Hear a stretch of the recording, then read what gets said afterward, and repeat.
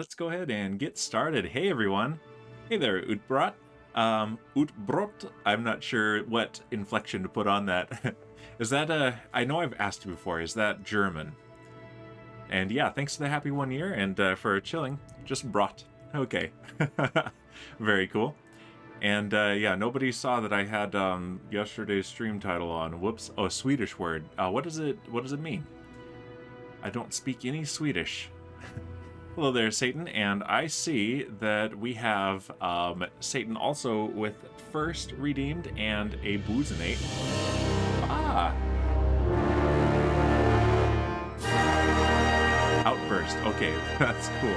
There's your fanfare, the Vimod. I really don't know how to pronounce that. I'm sorry, but I've seen you around. I think in Dave the Guy's stream and possibly Twiglets as well. I recognize your name though for sure, but yeah, welcome. And I owe Satan a Boozenate. When it's Satan, I can say Satan made me do it. You can see I've already been hydrating, so here we go. I'm already poured because this is the one that fizzes all over if I let it sit out just any at all and warm up, so. Oh hey, and the VMod with a raid. Two fanfares. All right, okay. I'm gonna have to catch up with this. Hey, yeah, let's turn off the booze cam. Satan, you'll recognize who I had there in the corner there. That is Ellen Ripley. But let's see, we've got Milo Legend 420. We've got Ricky Dicky Time, Mayalai. Let's see, we've got Sorta Malicious. That's amazing. And Diasolur. I'm probably mispronouncing a lot of these. Strawberry Camden, I'm pretty sure I'm pronouncing that right. Mean Monkey Magic, that's also awesome. There we go. Yeah, VMod Raid. Hello there, says VMod. And Vation Krypton. That's amazing. Hey guys, yeah, let's take down the starting soon screen. Yeah, welcome. We are playing some Kerbal Space Program today. I need to turn this up in my headphones just a little bit. There we go. And yeah, so I need to figure out how to play just regular clips here, because I know one of my moderators, Shipwreck V27, was doing that, and it was pretty cool. And I wanted to show, maybe I can show just a screenshot of it. Let me grab what happened last time we streamed this. We ended up, we were able to repair our station that exploded a few weeks ago. But then what happened after that is that we ended up losing our rescue vehicle, which was a very, very trusty vehicle. All right, let's pull these up. Yeah, this is a good one here. From the screenshots, let's just pop it on there and you guys can see it. Yeah, so This is what we ended up with. We ended up having this get irreparably damaged on the surface of Minmus while we were trying to recover it from having tipped over on its side. And so we didn't have enough fuel because we lost a fuel tank to get back to our station, but we got very close. We abandoned ship and had 4 Kerbals go on EVA and move their own way over to the station, which we had just finished repairing. And then we deorbited this guy. So it's time for a new one. And my original plan today was to go through the design process, but when I started just kind of sketching out some ideas, I'll admit I got just a little bit carried away, and I designed and tested something. So we're going to do a shakedown cruise of our new rescue ship, which I have come up with my own cool backronym for. It is the Personnel Orbital Rescue Kraft. Uh-oh. It's not working again. Let's see. I had that happen last time I updated it, but I know yours has worked, Pro Kitman, with the Fossbot auto shoutout.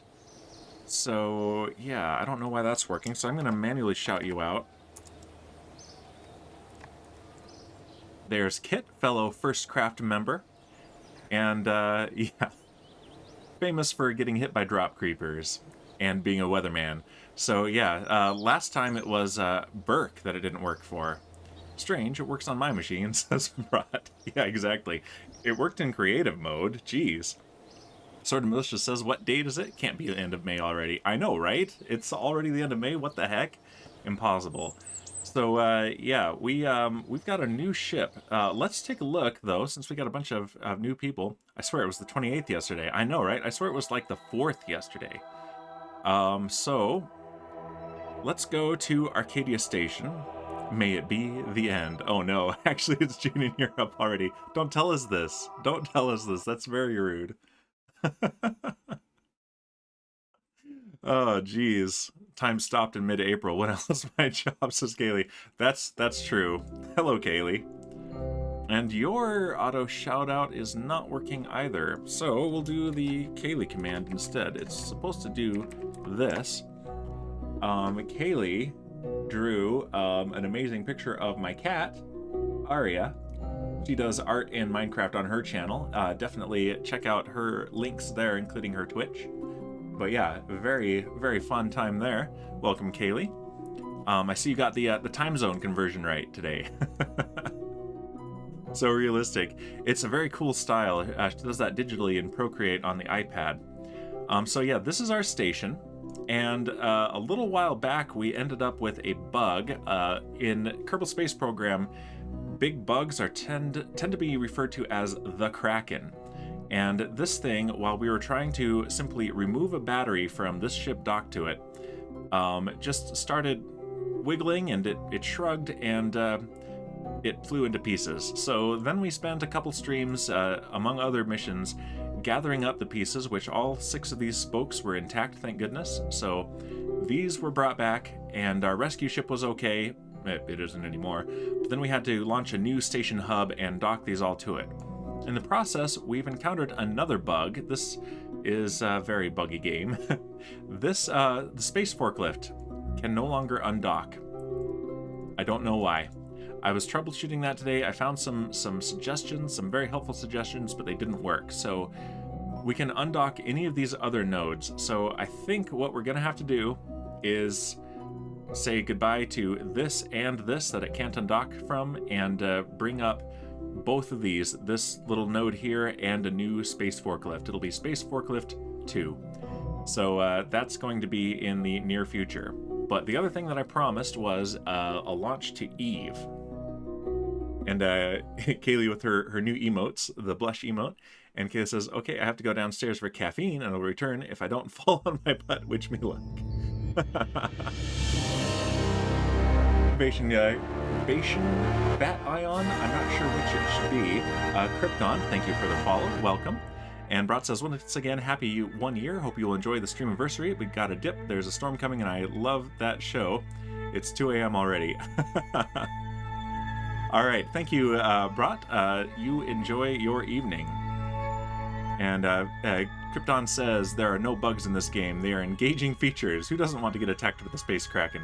I know, right? It ended up becoming a lore for this playthrough, though. It was honestly the most epic adventure I've ever had in this game, and I had an absolute blast with all of the different krakens that we've had. So like motivation. Okay, so Vation Krypton. Okay, cool. Thank you for the pronunciation help there. Alright, so first we're going to give a shakedown cruise to our new ship, because I want to show it off. It is very cool. Might be the coolest ship that I have personally made.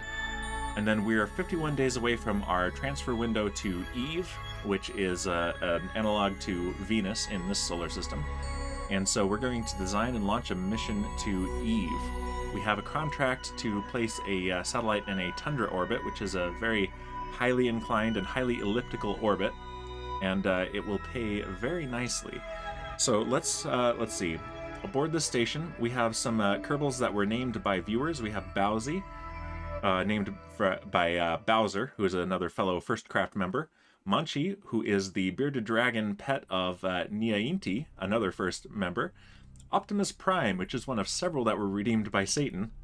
And Raider, who is a friend of mine from the Replay Mod Discord, one of the moderators there. And that one is named after him. And this is Eric, not redeemed by a viewer. This is just one that was assigned to me by the game. Sort of malicious redeeming first, but not really. I survived, says Kaylee. Welcome back with your caffeine. I'm glad to hear that you are still with us. All right, so let's go back to the Space Center. And let's take a look at this new ship and give it a launch.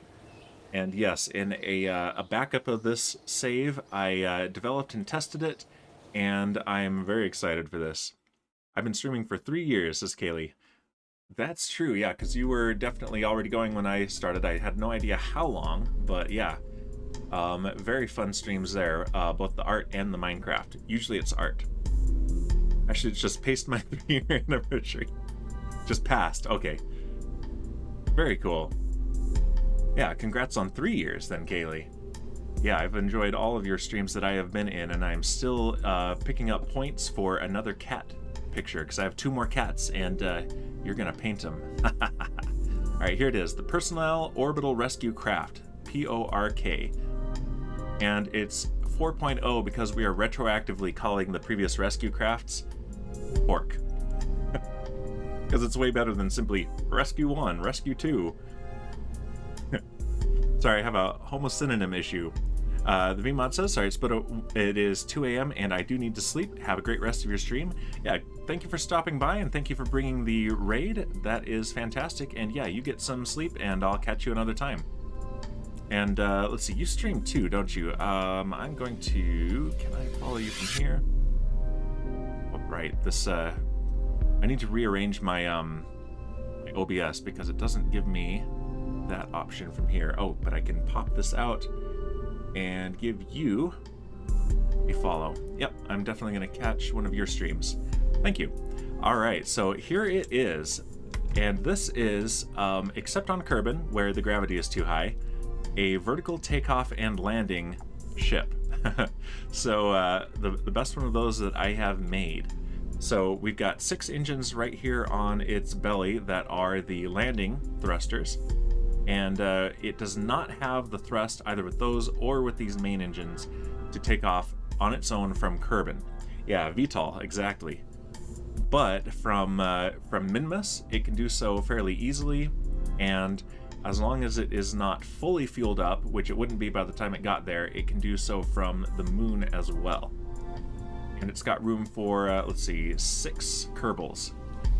So it doesn't have the same crew capacity as the previous one, but it has a whole lot more Delta V. So this one has almost 4 kilometers of Delta V on its own, fully fueled. And so it's got 4 of these Cheetah engines. The previous one had 6. So it's got the same fuel efficiency, lower thrust, but it's also a lighter weight vehicle. And it's carrying plenty of fuel. And it's got lots of cameras and lights on it, so yeah, this is going to be fun to fly. So we need to send the clock forward, though. So let's move forward 10 days. I don't remember how many days it's been since the last launch, but we're going at least 10 days, so we might as well go 10 more. So let's warp to sunrise. This is just kind of an in-game house rule that I am imposing on myself of giving the ground crews 10 days to refurbish the launch pad, prepare the next ship, and roll it out. And it's a way to move the clock forward so that we don't have to wait so long for results from our missions to other planets, because they are long-term missions. We have ones that are going on multiple years now. Yeah, we are almost 4 years into this playthrough. A year on Kerbal is just over 400 days, and every day is 6 hours long. So let's go to 42 days will be pretty cool. The answer to the ultimate question of life, the universe, and everything. 40 days until our Eve transfer window. We don't have to wait for a transfer window to launch to Eve, but the transfer window is the point at which we have the most efficient approach to Eve. Let's just check really quick. Do we have any good contracts available? Rescue Daryl and Daryl's scrap from the surface of Minmus, and that's going to pay nicely, so let's take that. And let's go back into the VAB and roll out our ship and launch it. I'm going to have to be very careful with this launch. This thing has a lot of drag on the front, and so it's got extra thrust to make up for it, but I can't have too aggressive an angle of attack. So let's see who's aboard. All right, we have Philip Brewer and Lindsay Kerman, very early Kerbals. Let's Let's ditch Lenzy, and let's take an engineer. Let's take... who we got? Kefri Bezos. This was either Satan or Twiglet. I think this was Twiglet. I think that was Twiglet. Let's put him in the passenger seat, and there's a reason we're taking an engineer. We're gonna see if we can complete another contract. No, we've got a new follower. I think this says, "I hate you all." That's hilarious. Welcome, I hate you all. All right, so Philip Brewer will be flying, and Kefri Bezos will be our passenger. And on this Shakedown cruise, we're going to see if we can land on Minmus and repair a rover that got stuck from another agency. But it is very far away from our surface station, so yeah, it's going to take forever if we try to drive there, so let's land someone there, and that'll be part of the Shakedown cruise.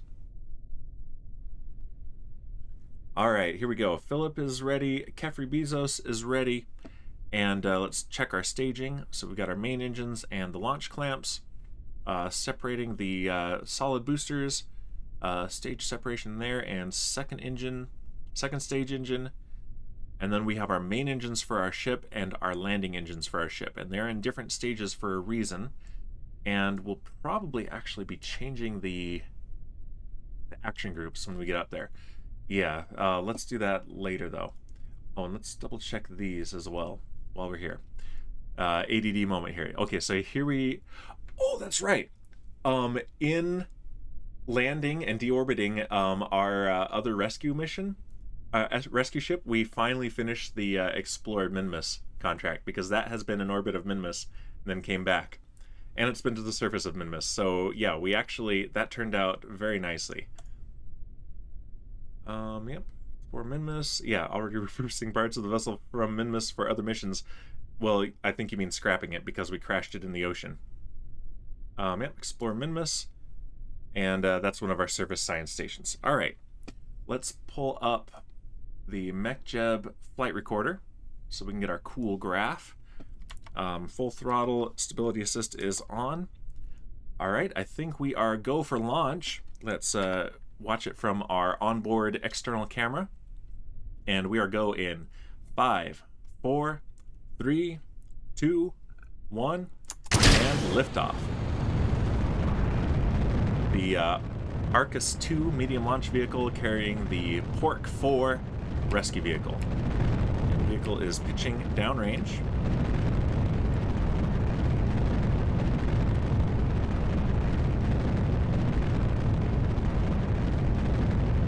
And we do not want to be too aggressive on this. Otherwise, we will flip out of control. And there isn't really a good abort mode for this thing. I shouldn't say that out loud, because then the Kraken will come. Alright, we are supersonic. Oh, and I didn't turn on the graphs. Altitude, acceleration, and dynamic pressure.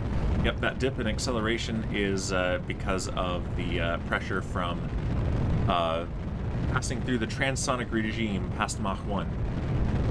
Hey, Setson, welcome, and thank you for the host, Setson. Alright, we have solid motor burnout and separation. Looks like a clean separation.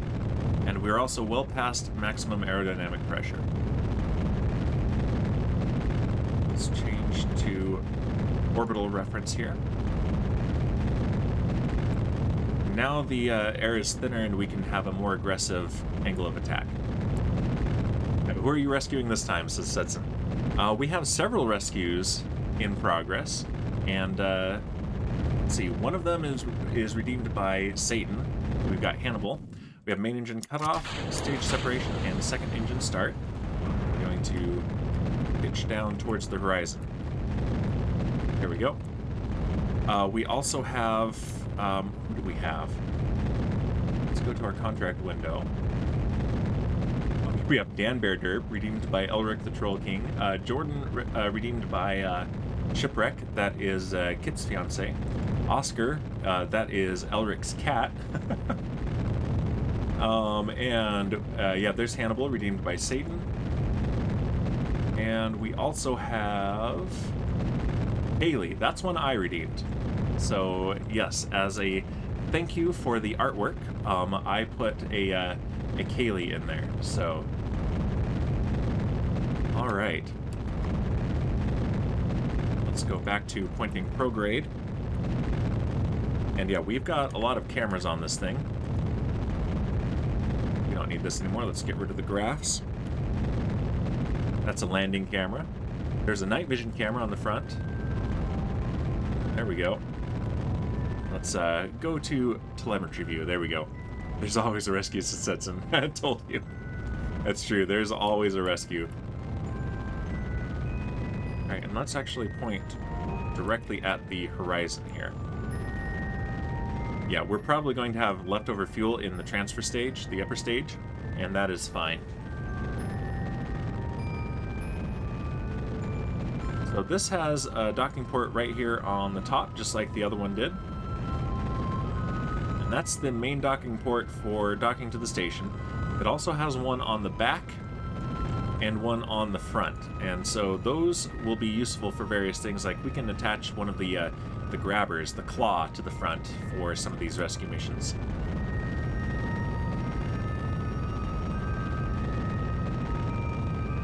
And let's see. This is not staged. I'm going to want to undock that manually when it's time. Alright, let's go for an apoapsis of about 120 maybe? Or we're doing so well with this. Let's just go to an orbit at 150 kilometers and let's go straight to Minmus. So yeah, this thing is... we're just below half fuel, so yeah, this is going to have plenty. Alright, and engine shutdown. So we've got 9.5 minutes until apoapsis. Let's go ahead and time warp there. Yeah, we got a lot in orbit. Go right about here, just a little bit before apoapsis.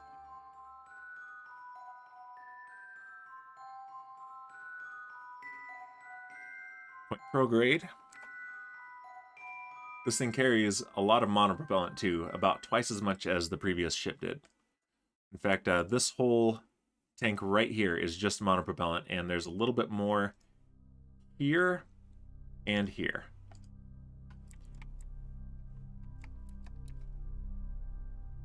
That's a nice view, though. All right, we have 30 seconds until apoapsis.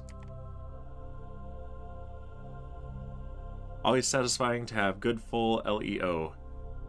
Yep. All right, let's get a nice, clean circular orbit.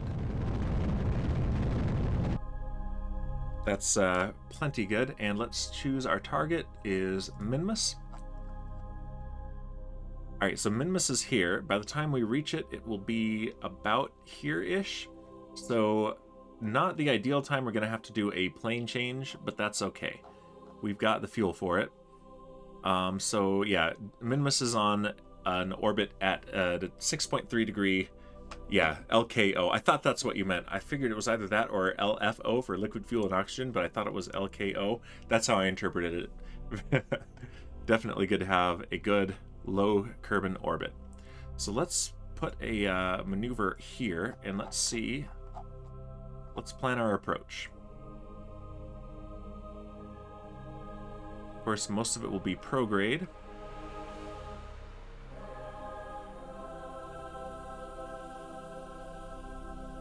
And we'll need to do some anti-normal as well.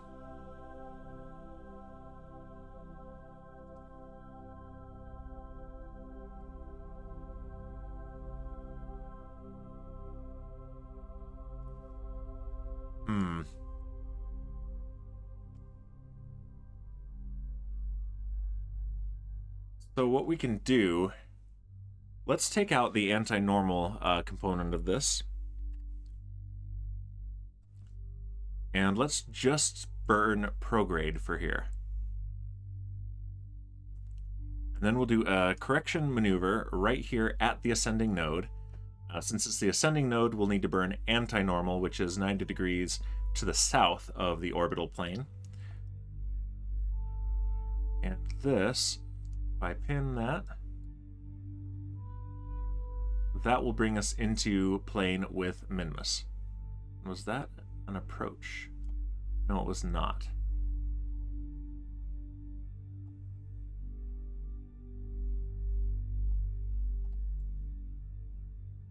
Let's move the maneuver a little bit.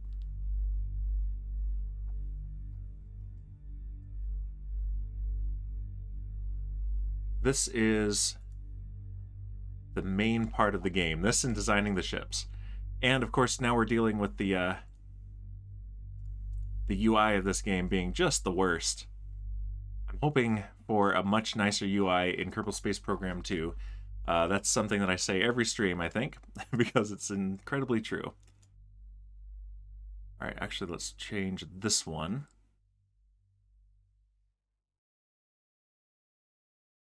There we go, and that gives us an encounter with Minmus. Alright, so we have 2 maneuvers. And the first one is in 12 minutes. It's a 56-minute burn at full thrust, so we'll start about 30 seconds beforehand. So that is, yeah, 11 minutes, 51 seconds. Let's go right about here, and then we'll line ourselves up with the maneuver node.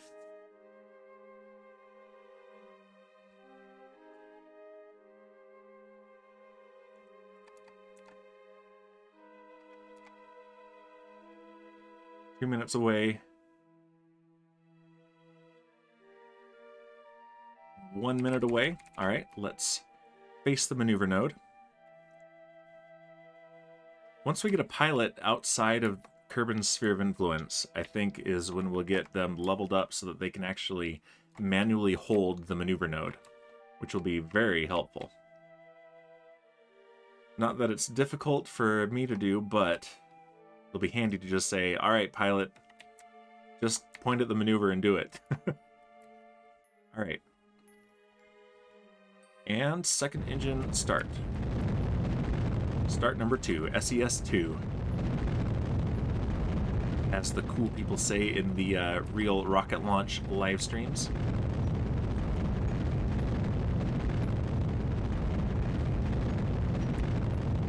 Since we are right here, burning prograde will raise the opposite end of the orbit. So apoapsis is the highest point. I'm going to explain just a little bit more than usual since we've got some newer people here. I'm by no means an orbital mechanics expert, but I am at least a little bit of a veteran pilot here. And I derp a lot. Hopefully not today.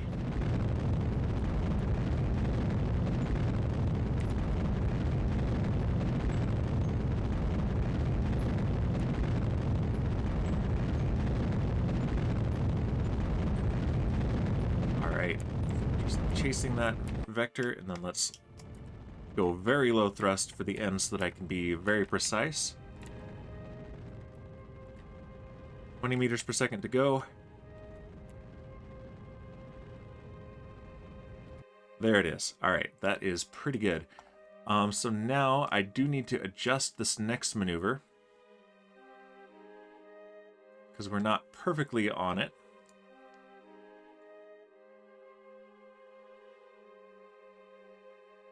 That's not doing it, so maybe this way. There we go. And that gives us an encounter with Minmus. And this node is in 25 minutes. It's a 4-second burn at full thrust, so definitely we're going to go very low thrust for the entire burn. Because I don't have that kind of reflex. Alright, let's warp to here. That's about 5 minutes before the burn.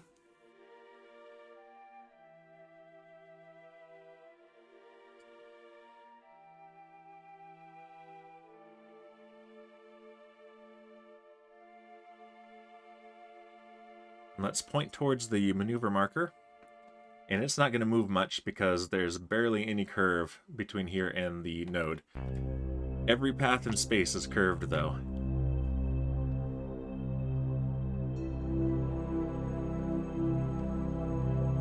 And I'm not using the RCS fuel because it's not urgent that we turn fast, so we're just using the reaction wheels. Alright, we're 5.5 minutes away. We'll start at about 30 seconds before the burn. 3 minutes. 2. 1.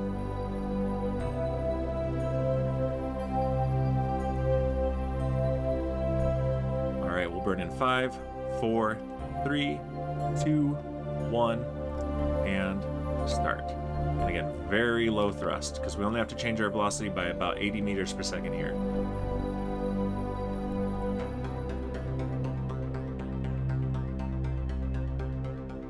And this is almost entirely a plane change maneuver.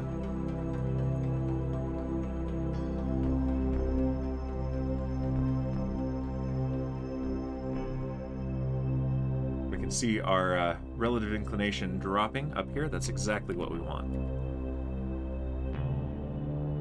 We've passed the node.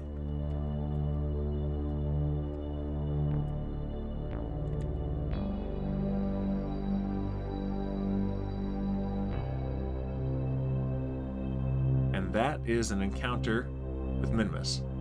And it is coming up in... let's see. Let's see if we can get closer in and only see one of these on mouse over. That's the trick.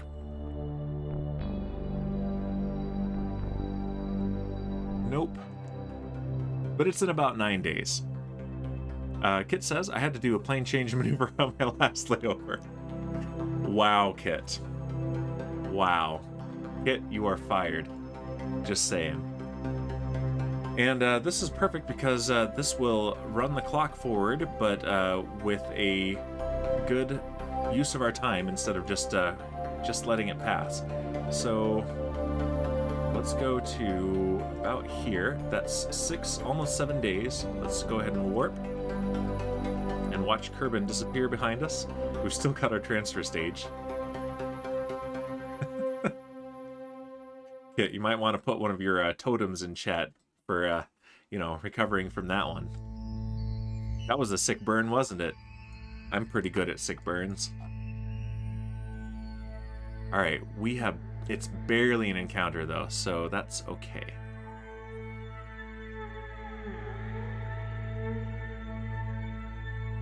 In fact, let's see if we can change that from here.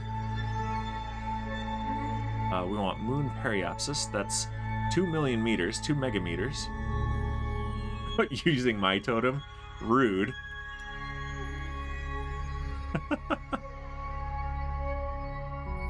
Yeah, now you're definitely fired. And the earlier we do this, the more efficiently we can do it. So that's why I'm trying this right now.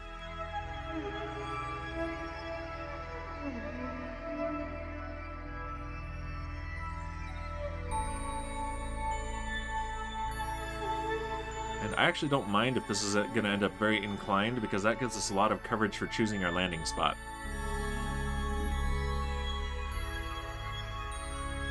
So yeah, let's go for a very inclined encounter. I like that. Alright, that's only a 33 second, or meters per second change in velocity. And, yep, that's coming up in 1 hour and 42 minutes. We could probably do it now, but let's just get close to it.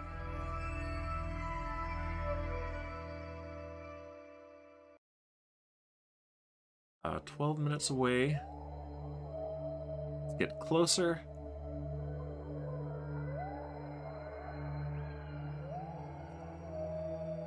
All right.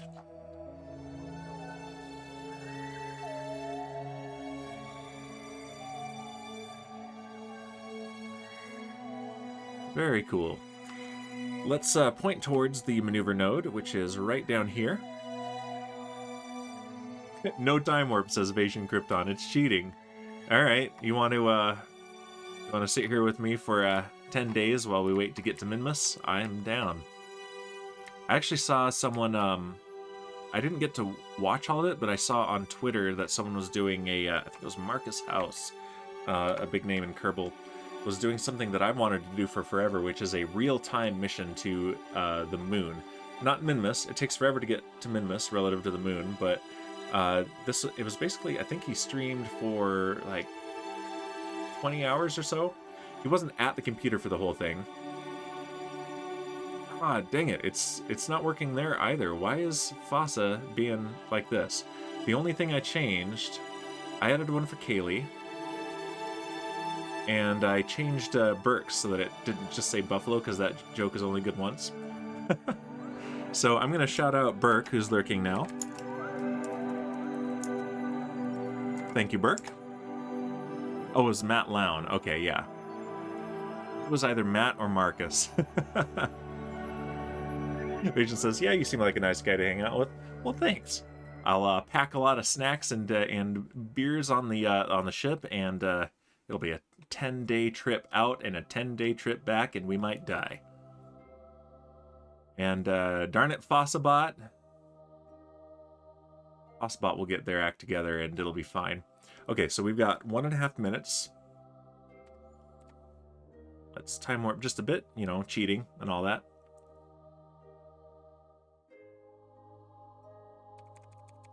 All right, and we're 15 seconds away. Let's just nudge the ship just a bit. We're going so slow that just a little bit of change in our velocity does a drastic change to our course.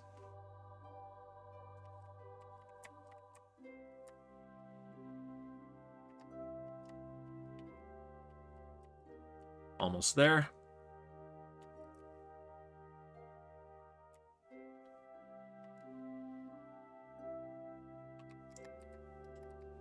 There we go. That's about as precise as I can get it manually. And yeah, that gives us a periapsis of, let's see, we can't even read that, 151 kilometers. Very cool. Let's time warp to Minmus periapsis. That's 2 days away.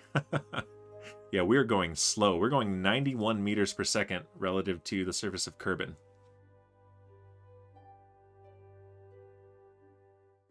All right, here we are approaching Minmus. And there's our periapsis right there. Let's point retrograde. Take a look at the ship. This is a much prettier view, even if it's got less information in it.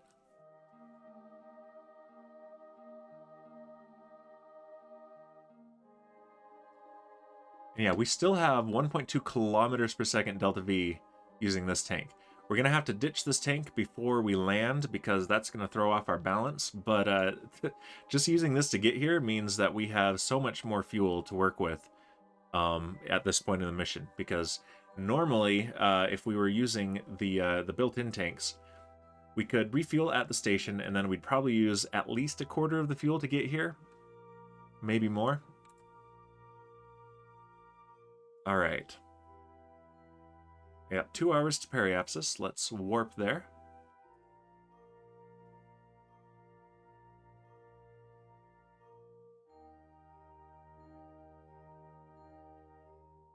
All right, and we can see here, there is Daryl Kerman. That is one that we need to rescue.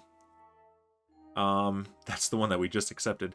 This is the destination of the rover that is broken.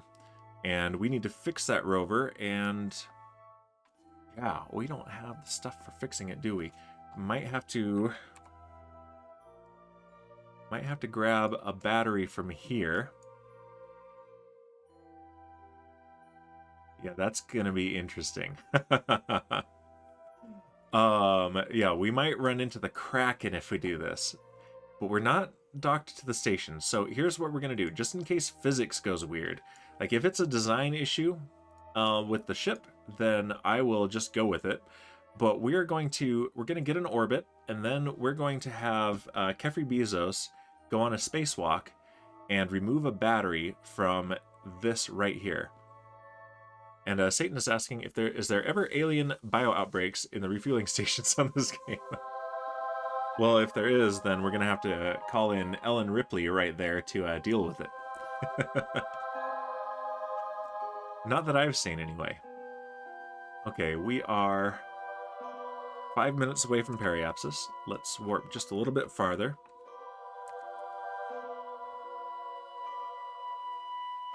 And relative to Minmus, we're going 265 meters per second.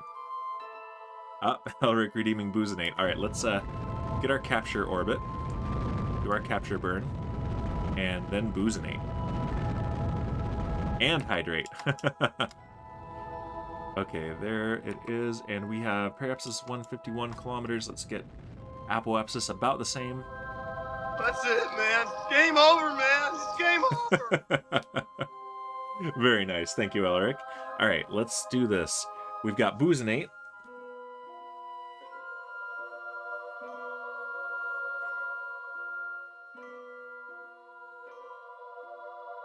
Using the same Star Trek Engineer's glass as yesterday. Don't worry, I washed it. And we've got hydrate.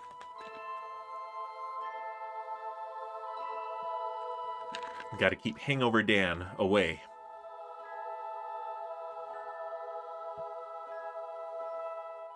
There we go. Thank you very much, Elric.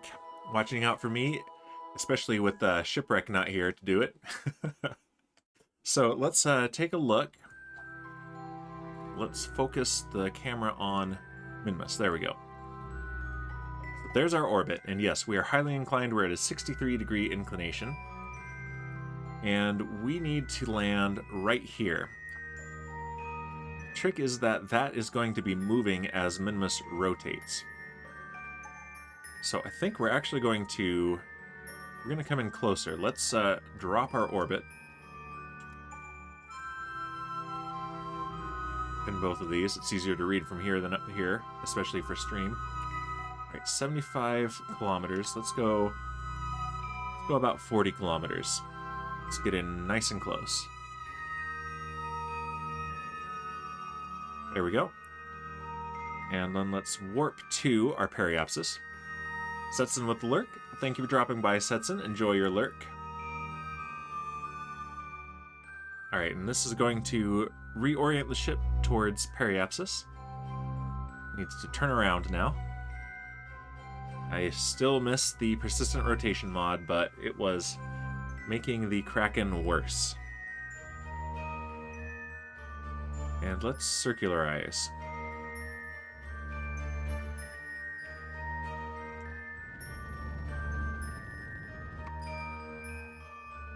$60, $50, $40. There we go. That is a very circular orbit. Look, our eccentricity is 0.002. That's about as circular as it gets. And now we need to wait for this to come up underneath us. So let's go ahead and time warp.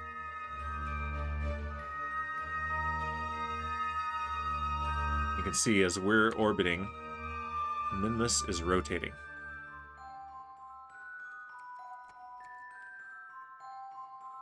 And I think on the next pass, unfortunately that means we're going to be coming down at night, but we do have landing lights, so we'll be okay.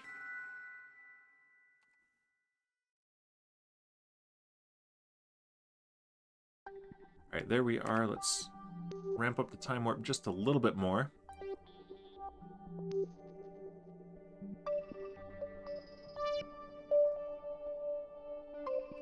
Oh, right.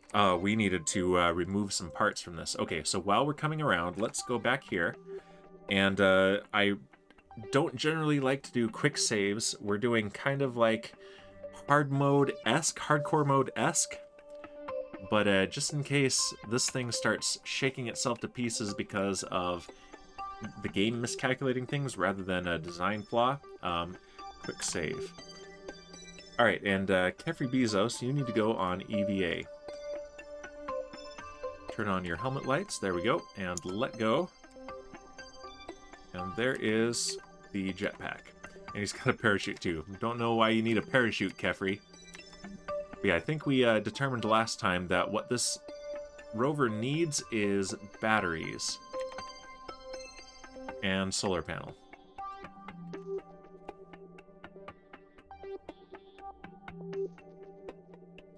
So let's get in close. And physics gets extra weird in EVA construction mode because it is super, super buggy. Alright, let's go into construction mode here. You don't need this. Drop it. But you do want this. In fact, let's grab them all. Oh, there's no room. Alright, put that one back, I guess. Use your laser, your very cool laser. Alright, let's put it in our inventory here.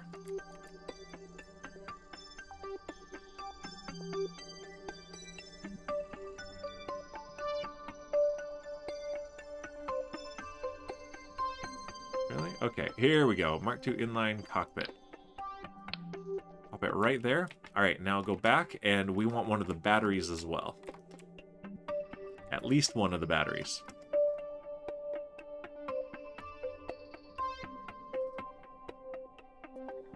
And these are nice big batteries, so hopefully he can pick that up.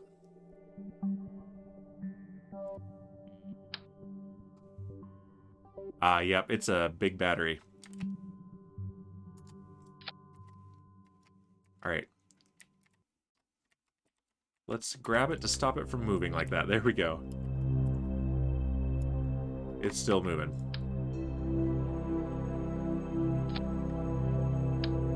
Alright, now he's moving. Yeah, I can't use the EVA jetpack controls, unfortunately, while holding an item, which is very frustrating. But it's okay, so we can do this.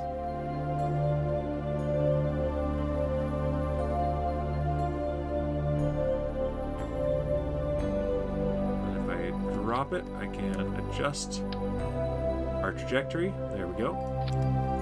Adjust it again and pick it up. Getting better at this. Alright, and we can put it right there, and that uses up enough space that we're not going to be able to put another one in there. We've got another spot though, so yeah, let's go ahead and grab another one.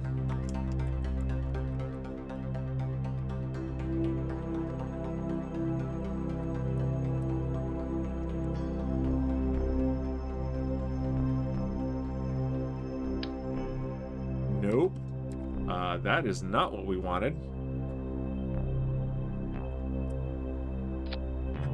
You removed the engine? Why did you do that, buddy? That is not what I'm paying you to do. Don't remove the engine. Remove this battery. There we go.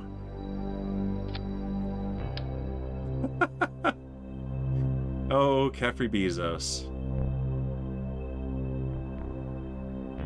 I hope you put it on right. Okay, let's drop it over there.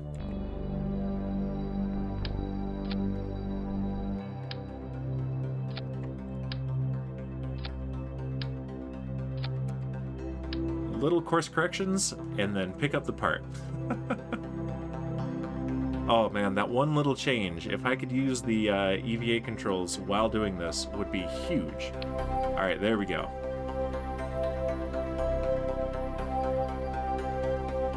Yeah, the inline cockpit and the crew cabin both have a battery. Perfect, let's get out of construction mode. Let's inspect the engine. I'm suspicious. Just hoping that it was put on correctly. Okay, it looks okay. The exhaust is not where I had it before, but I'm not going to worry about it. It's not worth it. Not worth the risk. Alright, but you get back aboard. You doofus. Grab and climb up and board. There we go. Alright, so how are we doing? We are coming down. There's a rescue.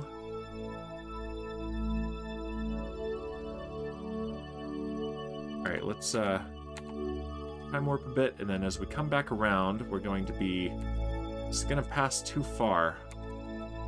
You know what? Let's wait for it to come over here so we can land in the daytime. I'd rather do this. Vation Krypton says gonna head out for today. It's nearly 3 a.m. OMG. Where's 3 a.m.? This has got to be Europe. But yeah, thanks for dropping by. Thanks for the follow, and get some sleep. And yeah, let's let this pass one more orbit. Austria. Okay, very cool. Yeah, thanks for dropping by. All right, we're going to how to maneuver here. Come on. There we go. And this is going to put us down on the flats. Fortunately, they're in a very easy place to land.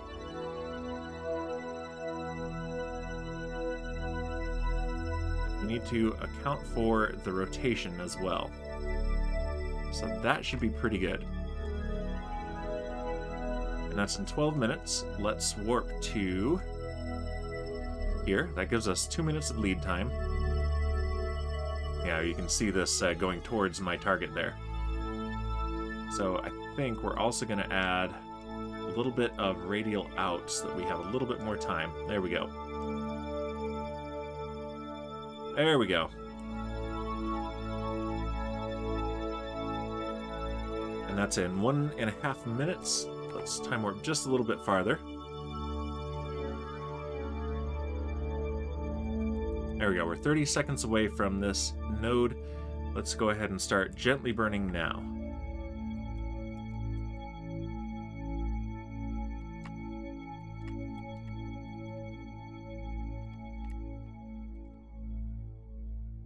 And this will let us fly over the top of it. Let's see, back to type selection. Let's choose rovers. Unfinished Minimus Pioneer M8M4X. That's our target.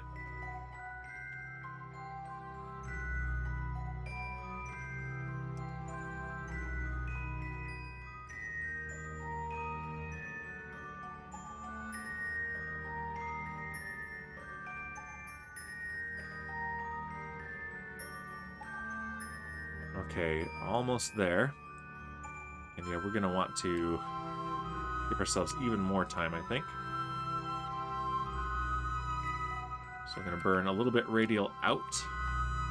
Let's go ahead and point that way.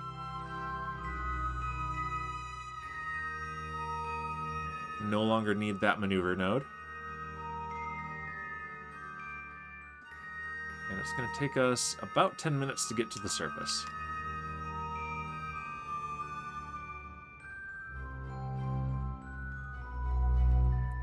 There we go.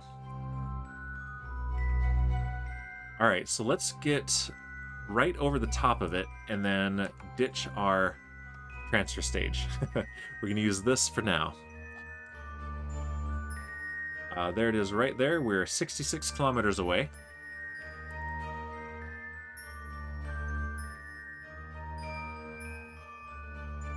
There we go. Yeah, this thing, I have to say, is very cool looking. Coolest looking ship I have built in Kerbal Space Program.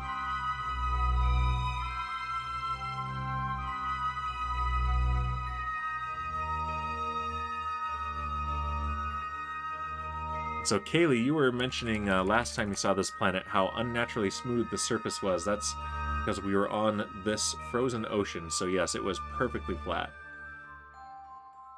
All right, our suicide burn countdown says 5.5 minutes. So with this engine, in theory, if we started a full burn at 5.5 minutes, we would come to 0 meters per second at the surface. It estimates a little bit conservatively, though, so we would actually have a little bit more time than that. And also, I don't like trusting it. All right, 3.5 minutes. 2.5 minutes.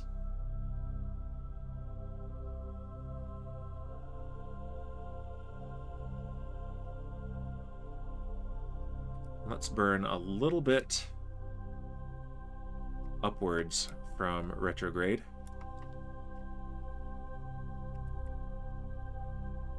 And let's change this to surface reference. There we go. That'll be better.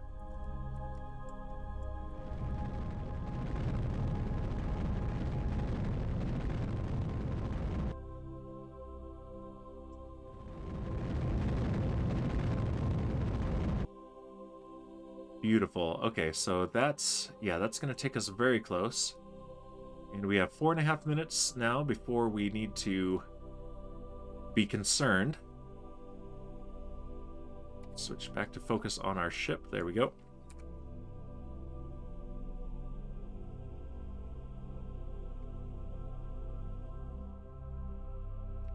And yeah, let's point straight up. We don't want to hit the thing with our with our fuel tank. So yeah, let's go ahead and ditch this thing now. Undock. And let's stage. And has this been using this fuel? What? Oh. That am into good. Alright. Control from here. Target here. Let's activate this camera. That should not have been happening. We've been using that fuel, apparently. Let's, uh-oh. We're gonna be okay, but...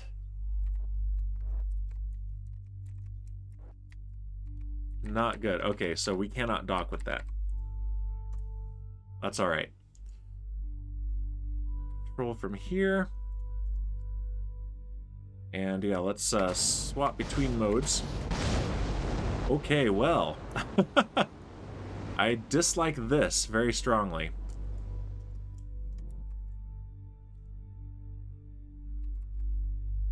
Yeah, we have 800 meters per second. Oh, that's not enough to get home. Oh, this game was lying to me the whole time. Oh, that makes me mad. Oh, no. All right, let's point retrograde. Yeah, we're going to use the RCS jets now. Oh, that's brutal.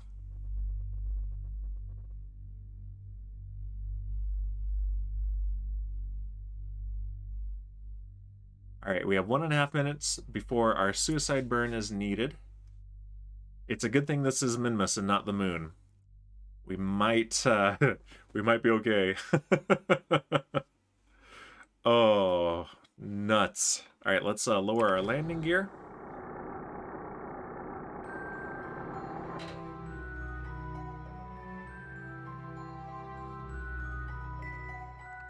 Let's go into a little bit of a faster mode here.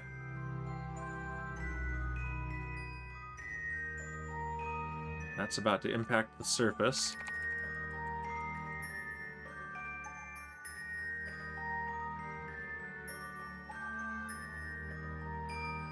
Alright, we could make a better approach, but I don't want to use the fuel, so we're not going to.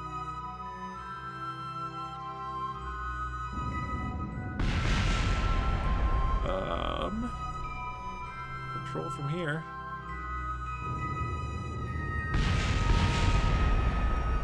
Why is this behaving this way? Oh, because we're not in surface mode. It went back to target mode. Why did it do that? Okay, this is bad, you guys. This is incredibly bad.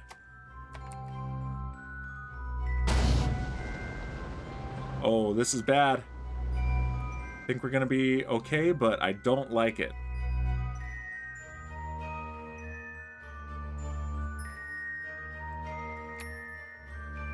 Okay. Thank goodness for the landing gear. Oh my gosh.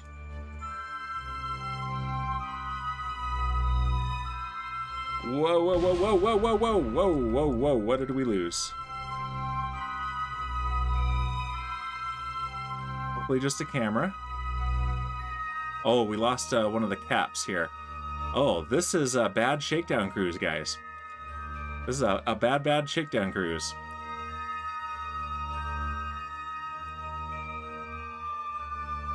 Control from here. Yeah, we are controlling from here.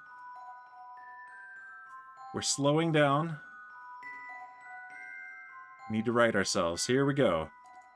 Oh my gosh. All this because the game was lying to me about how much fuel we had left. Okay. That could have gone much worse. Alright, I'm hitting the brakes. The target is 1.2 kilometers away. The good news is that we're headed towards the target here. All right, so what did we lose specifically? Aerocam. Okay, docking port. Structural tube. Okay, that's all stuff from the transfer stage. Okay. Aerodynamic nose cone, that's the only thing. These are all pieces that exploded because of the transfer stage, which we deliberately crashed. Okay, I was convinced we were about to lose Kefri Bezos and Philip Brewer. Philip is one of our veterans.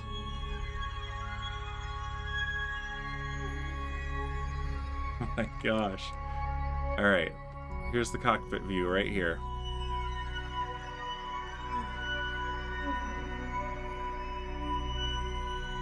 Yeah, we have 665 meters per second delta V remaining. That's not great. Of course, if we change to our more efficient engines, it's about 34 more than that. 24 more. Oh, man. I'm stressing. I'm stressing about this.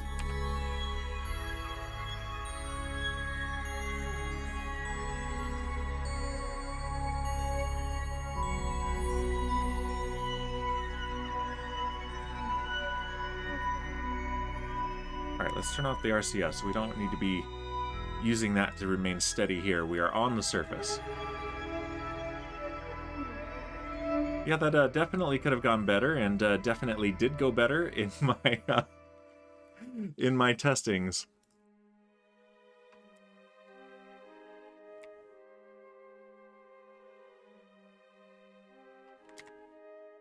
All right, we need to turn around.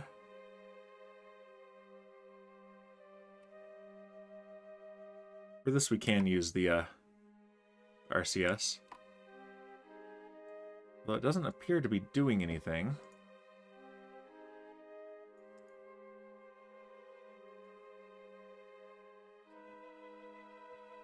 There we go. Alright, turn that off.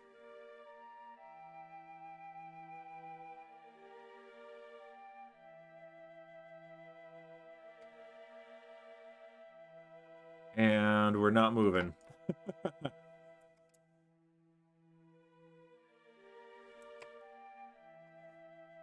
Oh, because we have our brake on. Okay, there we go. That's better. There we go. Yeah, that may or may not have flustered me just a little bit. Now's the time for the game over, man. Game over.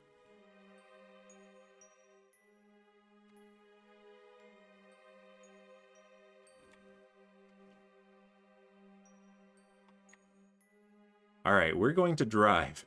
We're going to drive this thing over to this broken rover.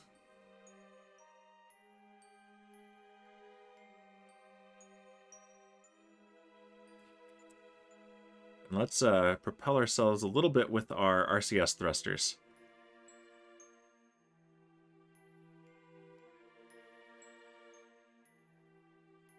Three meters per second.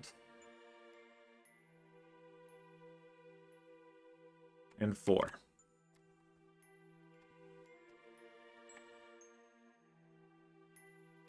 Yeah, we can see it there in the distance, so...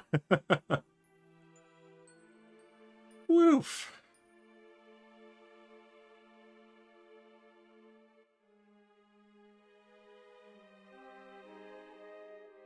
Now that flared a little bit as we saw the lights reflect off something on the surface. Alright, let's speed up the simulation just a little bit. I don't want to speed up more than that, or we'll start to have issues with the physics calculations, and those are the last thing we want.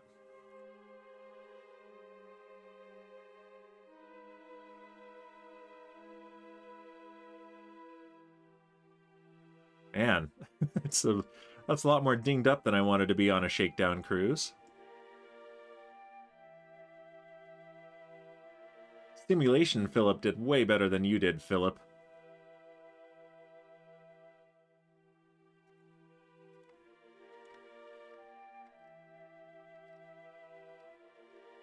All right, 1/4 of a kilometer away. We're very close now.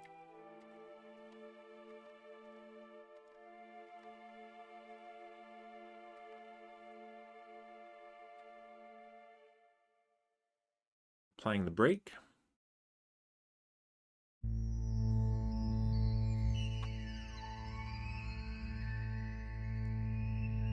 "100 meters." Yeah, we can see it very clearly now. Yeah, taxiing this thing was not in the plan. We were supposed to have plenty of fuel for maneuvering and just coming down nice and easy right over here. I was going to show off my cool thing. But this game had other plans.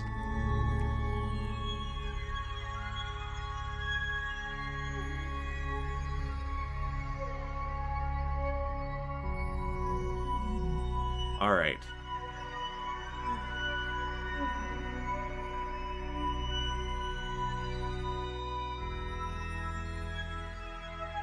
Come on, I want to bring the nose.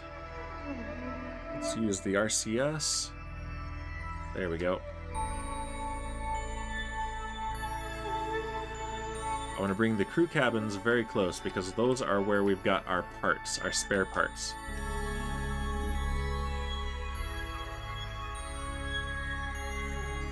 All right, perfect. And let's get the parking brake. All right, there we go. Let's get a screenshot of this because dinged up and all, it still looks cool. Perfect. Yeah, this wouldn't be a Dan stream if something didn't go horribly wrong. All right. EVA unavailable. Why?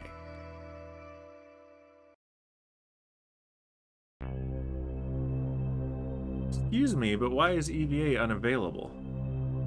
Oh, because we are in time warp. There we go. I knew we were fine. There we go. All right.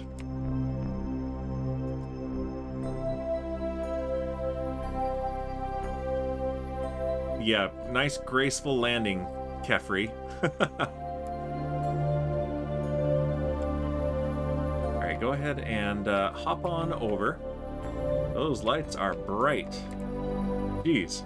What's a Setson? Wrong? No, Setson, you heard wrong. You heard wrong. All right, let's go into... Let's F5 because we've got physics that could happen. Setson. Phew, that was a close one. Almost missed it. Oh, Setson, why you do this to me? Why are you so rude to me, the streamer? All right, so let's put this on first. What the heck? Why is it at such a weird angle?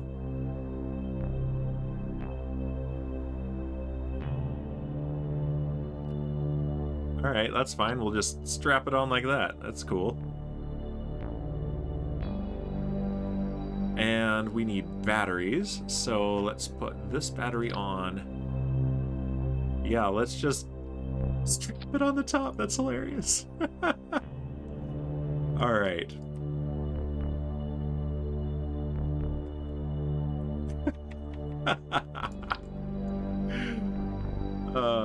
And oh, I see. It's doing this around the central point as if it was radial attachment. Yeah, Kerbal being Kerbal, of course. Let's see. Is there somewhere?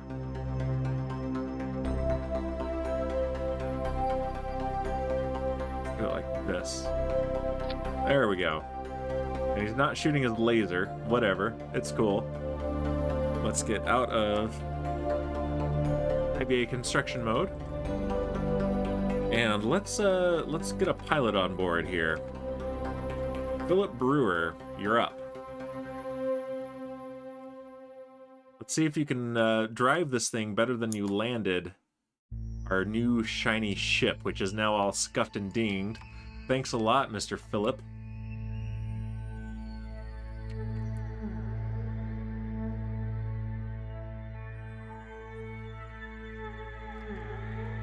All right, up this little ladder back here, grab it, and climb, and board. Okay, so now we need target. Can we do navigation from here? I don't think so. But it is due south. Let's, yeah, activate navigation. There we go. That's what we needed. And we're facing due east. Whoa, my goodness. It's a lowrider. Let's turn off the reaction wheels. There we go. That's better. And let's turn off the parking brake. This thing is just spinning right out. Okay. Here we go. And we just need to move it just a little bit south to zone 9F34S. Yeah, Maxo Construction Toys are who made this, and they forgot to add batteries and solar panels. Good job, guys.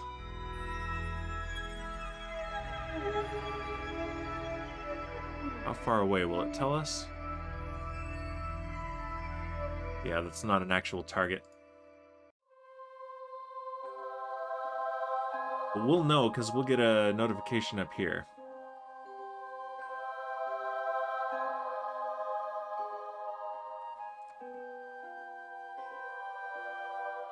That's as close as I can zoom in.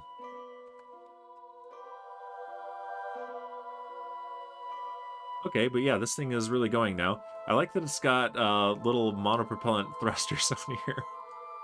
Oh, we've got headlights. There we go.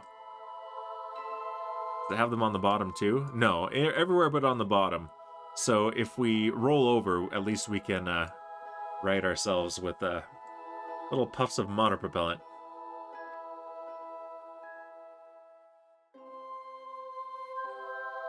You guys had better be grateful that I'm doing this for you. Alright, 25 meters per second. That's pretty fast. It's about 50 miles an hour for those doing the miles per hour. Every 10 meters per second is approximately 22, I believe, miles per hour. So now we're going about 66, almost 70 miles an hour, so we're at highway speeds now in the US.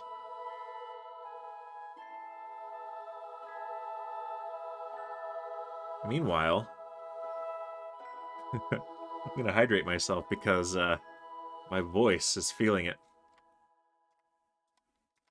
Okay, we're almost there, actually. Let's go ahead and hit the brake. See how the navigation on the nav ball is moving faster and faster. That means we're close.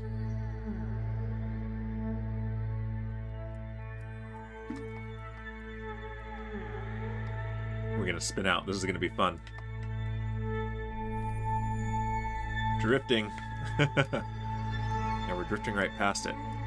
Boo.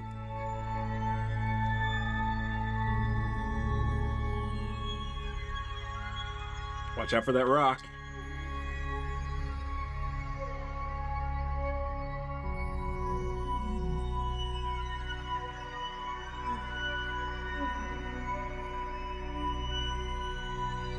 Look at the wheel go. Oh, this is hilarious. Boop. There we go.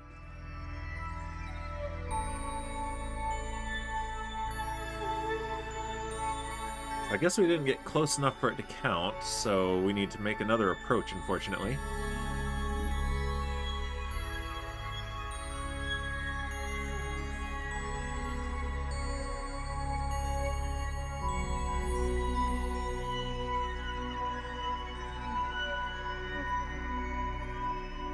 There it is. We're going due sideways. Directly sideways. Vroom.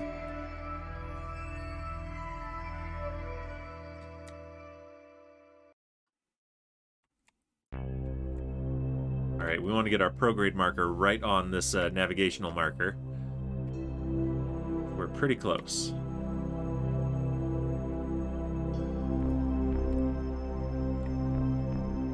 Let's get in here.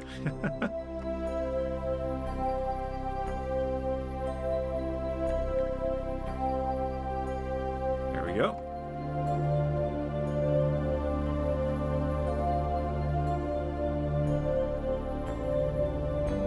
Yeah, we just barely passed it.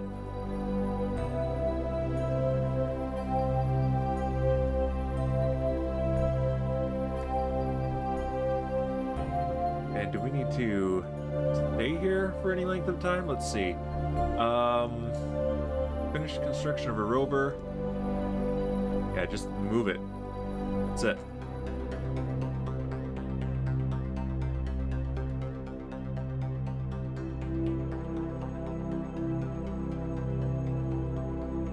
We're right about where it should be. Just don't know what kind of precision it's hoping for. This is a much nicer rover than the last time we tried this, though. That one wouldn't move at all. We had to basically pick it up and move it. This one is at least a good design. It just needed a solar panel and a battery. There it is. Okay. Contract complete. Finished construction of rover on the surface of Minimus. Congratulations! Thank you for finishing our rover. And we got 750,000 spaceos and some reputation points for it. Yeah, that was... that at least covers the cost of our dinged up ship like 5 times over. So that's very appreciated. Thank you, Maxo Construction Toys. Let's go... Let's choose our ship as our new target, and let's drive back. This is our rover now. We're claiming it.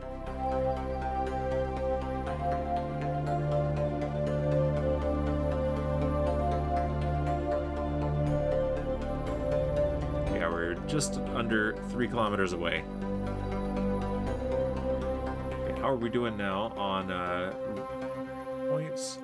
Okay, yeah, we've got almost 2 3/4 million spaceos now. That's very good. And 244 science points, so yeah, we almost have enough for our next technology. I still want the nuclear engines and the big fuel tanks. Alright, we're gonna hit the brake now, because we're coming in hot.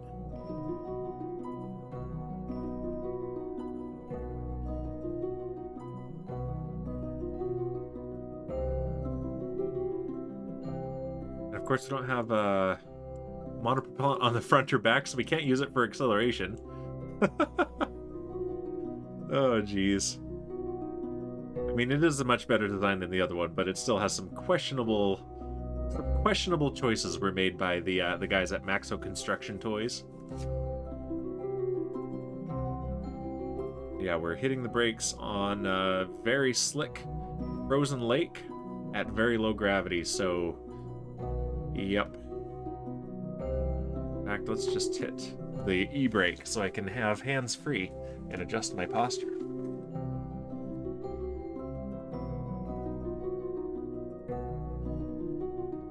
Let's turn just a bit.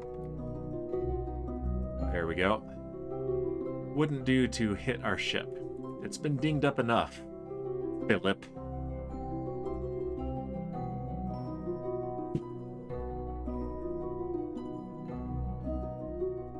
All right, I think he's gonna bail when we get close. Here we go. On about 25 miles an hour, 12 meters per second.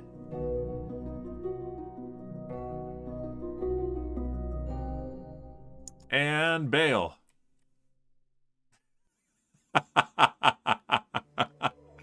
Let's see, what does this look like to him?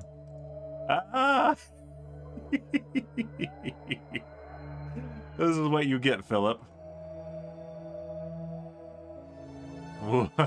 Okay, this is dizzying. Alright. Go ahead, activate your jetpack.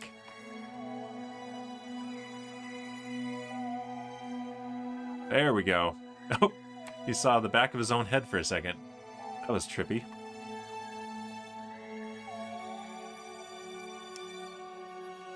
There we go.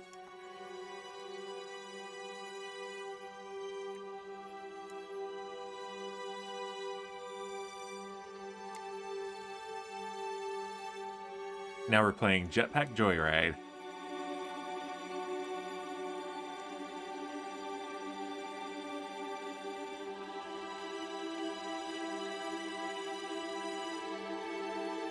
Alright, over here to the hatch. Wonder if I can fix that other nose cone on EVA construction mode. I'd need to send one up to find out. Alright, grab. And board. There we go. If nothing else, this pays for the next one of these. Alright, and here's Kefri Bezos, our crackpot engineer. Grab and board. There we go. Everyone is here. And the rover is somewhere. There it is. Came to a stop 320 meters away. That's not bad. Alright, so... let's go surface mode. And I don't want the navigation on. How do I turn that off? Is that possible? Here? Turn off the target. That might do it. Yeah, okay.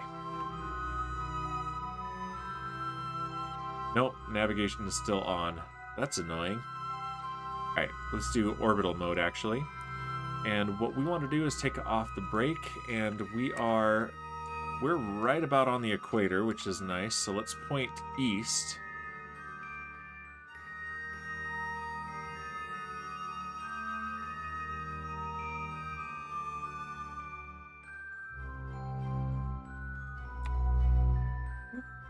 There we go.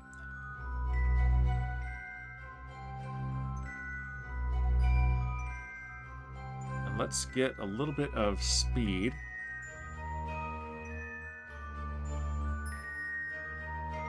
And we can at least get to orbit of Minimus from here. So the trick is, can we get home and dock with our station?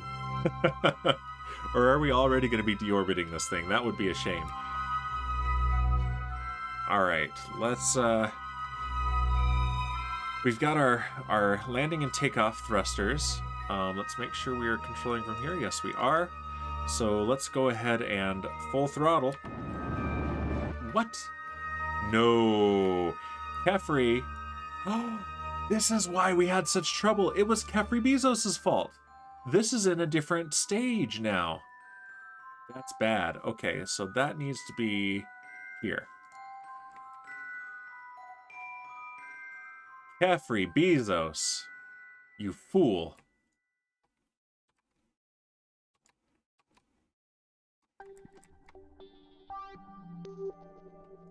All right. Oh, that's, I'm glad we caught that. And now we need to shut this engine down. There we go. Okay, good. That's still working. It still activates all 4 of those. But, oh, geez, that was a problem. All right, let's try this again, now that we've wasted 10 meters per second of our delta V. All right. These are active on the bottom, so full throttle. There we go. And gear. And then we switch to our main engines. Perfect. All right.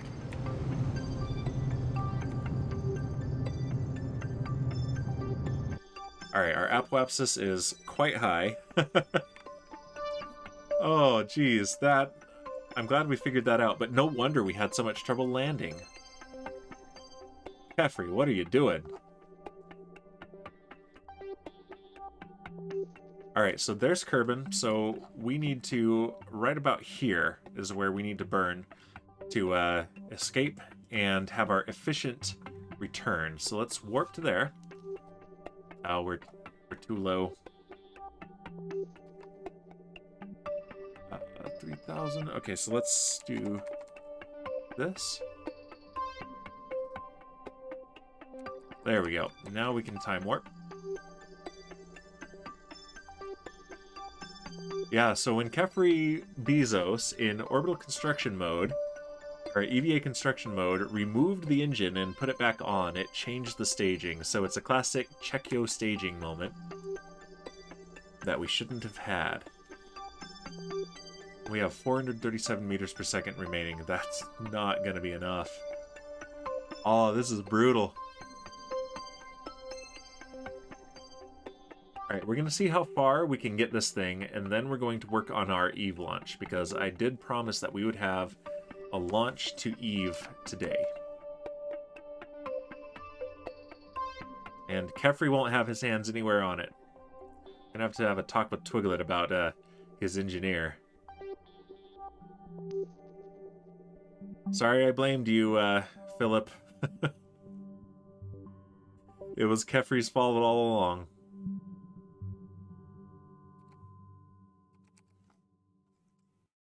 Alright, so if we burn That's from it, here... man. Game over, man. It's game over. Thank you, Kaylee. So we will be burning prograde relative to Minmus, which will get us an escape trajectory, but it will at the same time be retrograde to Kerbin, so this will lower our eventual Kerbin orbit. So let's burn prograde.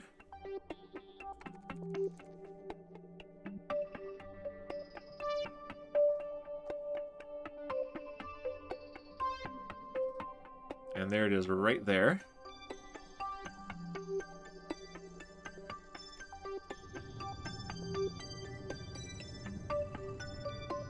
Enjoy a fine randomness. Yes indeed.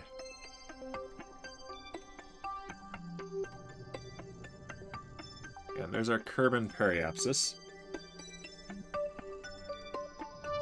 Let's see how low we can get it.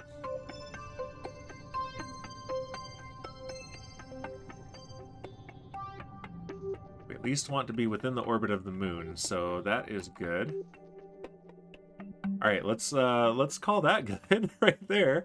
And periapsis is in 9 more days, so let's just warp right to it.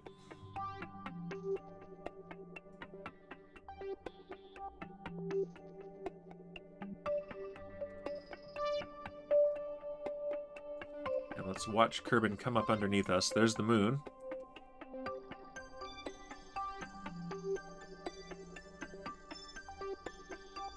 Kerbin just spinning away. There we go, that's a nice view. And let's point retrograde. Look at our fuel. Yeah, we're on fumes here and we shouldn't be. Still mad about that. Boo! Yeah, I think what I need to do for the next launch, if we have one of this, is to disable the crossfeed across here. I think the issue is using the docking port. That was the only change I made after the test flights. I had a decoupler here, which they don't do crossfeed, but the docking ports do by default, unless you disable it. And so yeah, it was draining all these fuel tanks. And no wonder that stage was lasting so long. Alright. How much can we lower this apoapsis from here?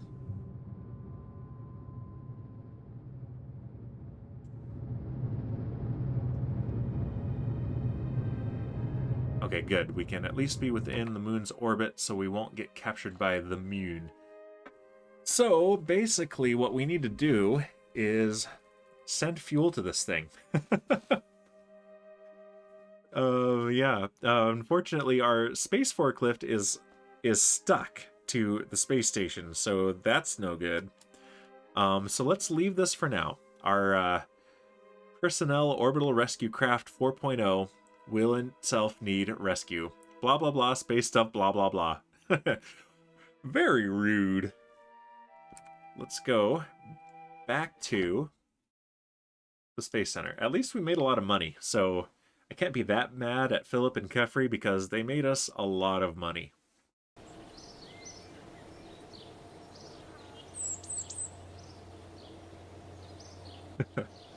In fact, let's go ahead and do some upgrades here. That's fully upgraded. That's not fully upgraded, but now we can fully upgrade it. So we are about to run up against this limitation here. So we cannot launch from here a ship that has more than 255 parts. We've been getting close to that. It costs nearly 1 million pesos to upgrade it, but we have 2.5 million. I can tell you like space science outside of the game too. Yes, indeed. Very much so. So let's upgrade this to level 3, fully upgraded. Unlimited parts. Let's see, what else? I never use the administration building, so let's take a look here. We can actually do some things here. If I talk to these science, or these various advisors, finances, science, public relations, and operations advisor, I can enable some of these plans. Like this one, research rights sellout. What this lets me do is use my excess science points for funding. Chaos of Maya in Cubs Discord, he's a big fan of space stuff. I am. I've posted not recently, but a few space things there that I've gotten some conversations started. But yeah, he's a big space guy. So is Scar. But yeah, so I can do various things like this, but I've never, I think maybe once I've used these. Fundraising campaign, let's see. Takes 5% of my reputation gains and turns each of them into 1,000 funds. So every time I would gain 1 unit of reputation, or basically 20 units of reputation, one of them would become 1,000 funds. And I can change the commitment level depending on how much I've upgraded this thing. Yeah, so if I no longer, for example, need any science points, I can instead do the research rights sellout and get money instead. Okay, says I left that Discord, pared back all my Discords that I lurk in. Yeah, I probably will need to do that in the near future too. But yeah, that's a busy Discord. So let's get out of there. Don't need to upgrade that. Not right now. Astronaut complex. See, here's the thing. It says a capacity of 12 active Kerbals. I have way more than that because of all the rescues, so I don't actually need to upgrade that unless I want to hire people. The space plane hangar. Haven't used it yet. Let's leave it for now. Probably left 50 last Thursday. Oh, geez, that is a lot. Yeah, that'll do. That's a good upgrade for now. Let's design our Eve mission. And probably what we're going to do is start with an existing mission, an existing ship, and modify it. Yeah, here we go. Problem started here. Disable crossfeed. Actually, let's disable it from here. There we go. Okay, that one will still enable crossfeed for if I dock a fuel tank to it for refueling, but this one will not. And let's save that change, just in case. I don't like to say no to people, says Kaylee. Neither do I. And there's one of your awesome new emotes. Very cool. You need the one with the laughing with tears. That's one I wanted to respond to that one in your Discord. But doesn't exist yet. Alright, let's open a recent mission. Let's see. Yeah, let's do Arduna Exploration and Research Probe. But let's see what this one looks like. Do I have laughing with tears? Good question. Let's see. Is that the only one of those that you've put in here, though?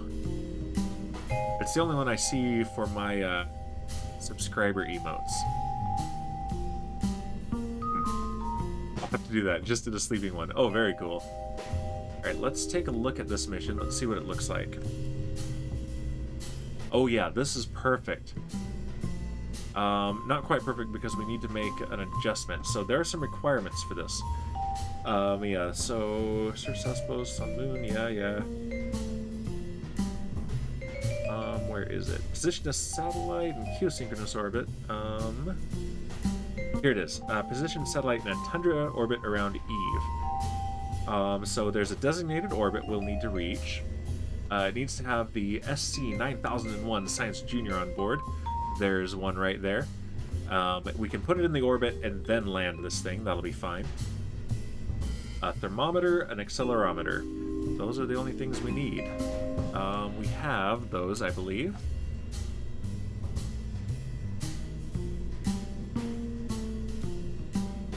Do I have one? Let's get this out of the way so I can see. There we go, that's better.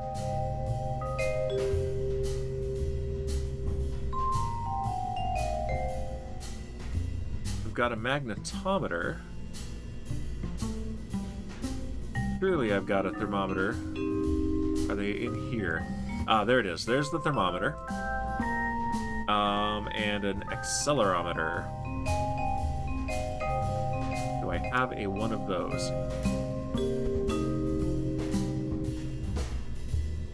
There, right there. Okay, perfect. And a barometer. Okay, we are good to go with this mission right here. Let's see. Let's look at our Wiki. We want the Delta V map. Kato says, yeah, I need to check which ones go where. You can't use follower badges outside of the channel at home. Oh, okay. That's probably why. You probably have most of those as follower ones. Yeah, that would make sense. That, to me, is the main reason to do subscriber emotes, in my opinion, because I like the idea of follower ones. I can't do follower ones yet. I need to stream for another whole year, I think. It's weird. Alright, so Eve, though. There's Eve. So yeah, we need our typical about 4,500 Delta V to get out of Kerbal. Another 430 to get there. And we can aero brake. Can't use your own badges here. RIP! Alright, let's not save this. We already established that it has everything that we need.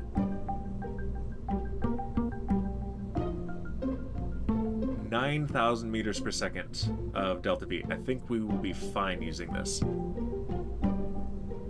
didn't know what the requirements were for them. Yeah, I think so. So if I look right now, let's see, if I go emotes.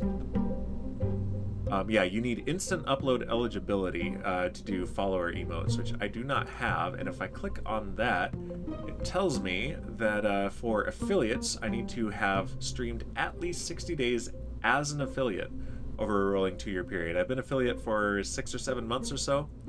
So, yeah, so that's going to be no problem. I just have to wait for it. Or maybe get partner before that. Not going to happen. It'll be the affiliate one first. And no terms of service warning or suspensions within 60 days, or community guidelines one, or had an emote denied or removed within the rolling 60 days. So yeah, not big issues there. I just gotta basically wait another 1.5 years and keep streaming, which I'm going to, so that's good news. Alright, pull back up OBS. Yeah, good looking part. Yeah, we'll see. Maybe in a few years. Who knows? That would be fun, but not gonna hold my breath for it. I'm having fun as is. So yeah, let's give this a name. I don't have a fancy name. Let's just call it the Eve Exploration Probe. The E.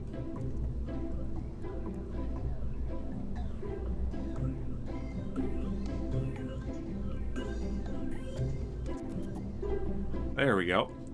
And save it. And we have a heat shield. Okay, good. We have a heat shield.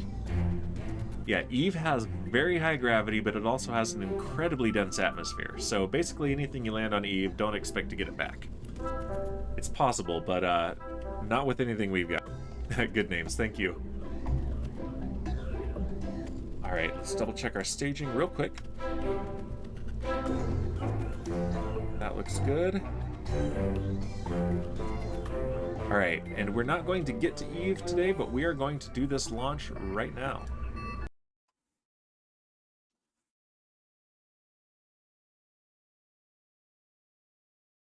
And while the launch pad loads up, I'm going to boozinate myself. I think Shipwreck is busy building a computer. He's building a new machine for server hosting, which is awesome.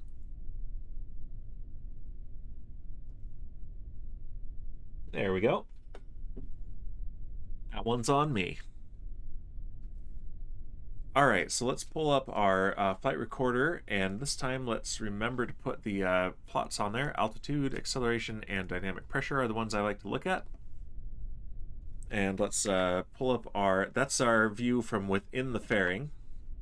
And there's the view outside, down the side of the rocket. Throttle up, stability assist is on. All right, we are go for launch in, actually, we want to wait. Yeah, let's, I not time warp from here. There we go. We'll stay on the pad, but let's go ahead and warp to the transfer window. Let another 20 days pass, basically. Yeah, just warp next. Epilepsy warning. I hope nobody watching has a sensitivity to flashing lights. Good thing there are no storms on Kerbin, so this thing is not at risk of lightning or rain corroding the metal or anything like that. Just, you know, standard day-night cycle.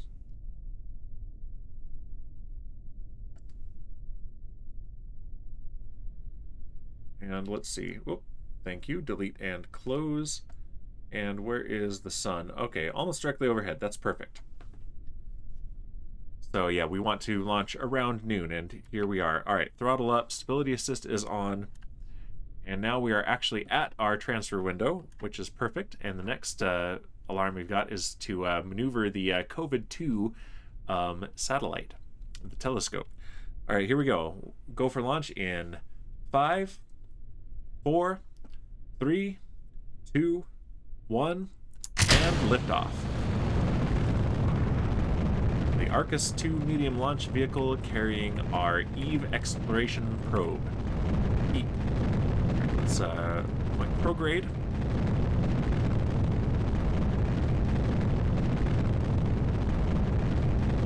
Boom, says Kaylee. Very rude. Hoping for no boom. At least if this booms, nobody dies. Oh man, with how badly that shakedown cruise of the P.O.R.K went, I'm surprised nobody died. That was very bad, and I blame Kefri Bezos. Stability assist mode. Vehicle is supersonic.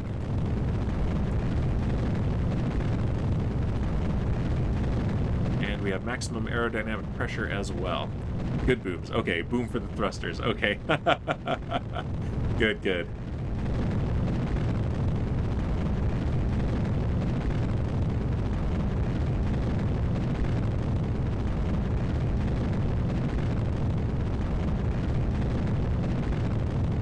There's the Space Center behind us.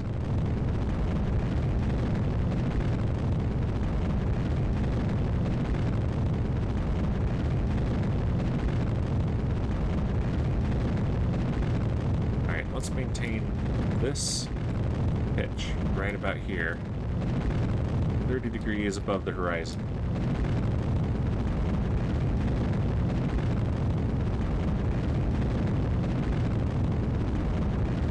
And we have main engine cutoff, stage separation, and second engine start. Goodbye, booster.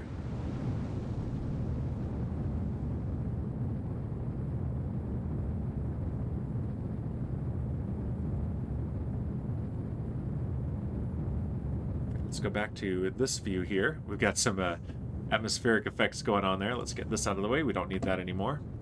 And when our dynamic pressure is below 1 atmosphere now.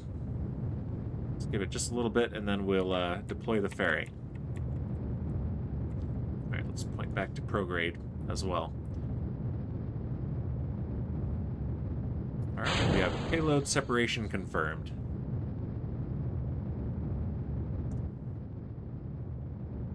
There we go, our satellite and lander combo.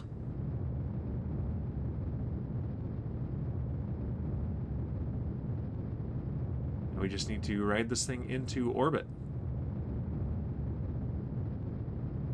Let's see, let's watch our apoapsis get to about 250 kilometers. cut the engine. Right about there.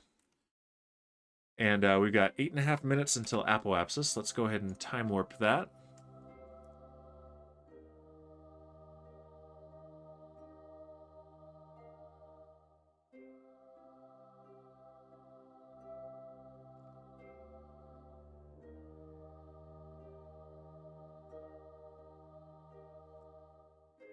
And our target is Eve. Eve is the next planet in. There it is. Yeah, we're coming up close. The planets are aligning, as they say.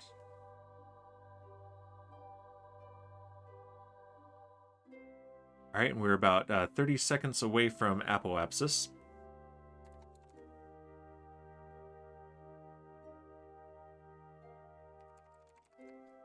And second engine start number 2.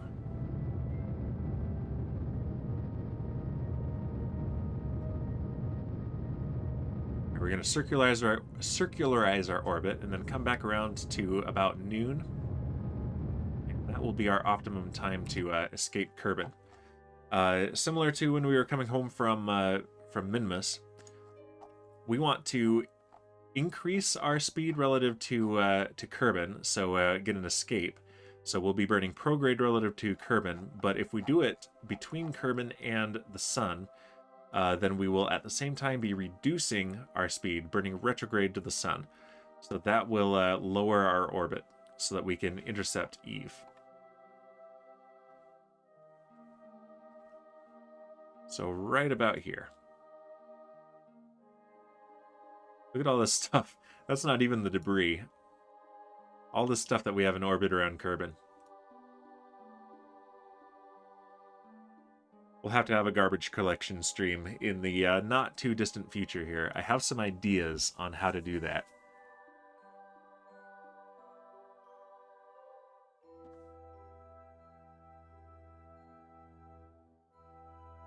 All right, it's going to point us back prograde. There we go. And engine start.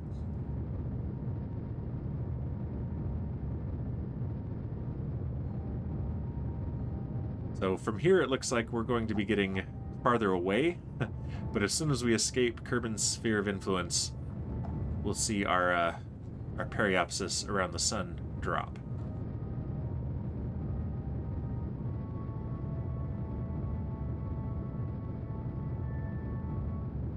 There's the P.O.R.K 4.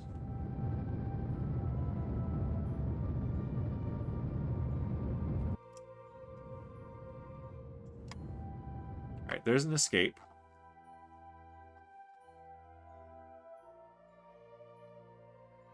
That's interesting. Okay.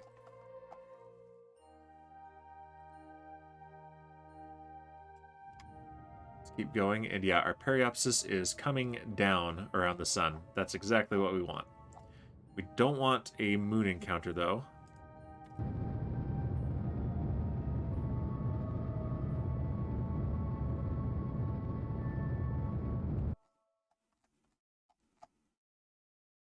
And we have a 2-degree inclination relative to Eve.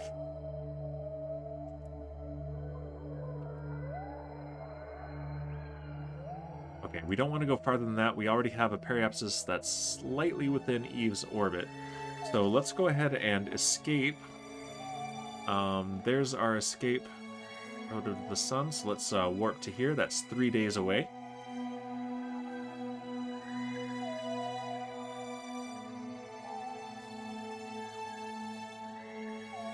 Let's also, I think, let's look at the action groups. Make sure that we have one set up. We don't. Okay, so I'm going to manually deploy our solar panels before we forget, because that is something that I am very prone to doing. Extend solar panel.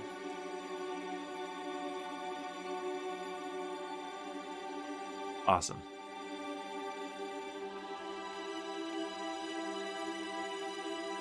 Let's also extend this antenna. But no, we don't need that antenna. This one's way bigger, so retract the antenna. Let's not risk that one. There we go. Look at this. All right, and we are in orbit around the sun. And so here is the ascending node relative to Eve. Let's see what we can do with a maneuver there.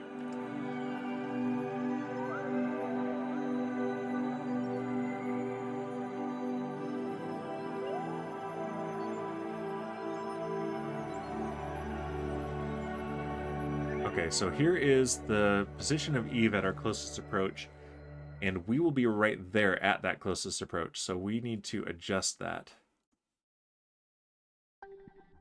That's making it farther away. This is closer. Okay, perfect. And I literally do not care at this point. Actually, no, we do need a specific orbit, so I do actually care how we approach. There is an encounter. Let's take a look at what this encounter looks like at Eve. Oh, that's not what I want. There, Eve.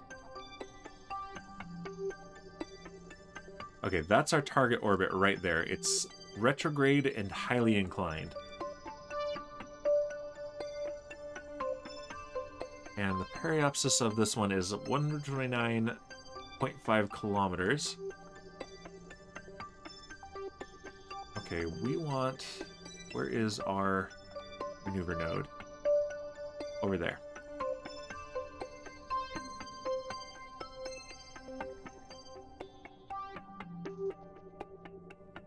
So we'll be coming in, let's see, which way?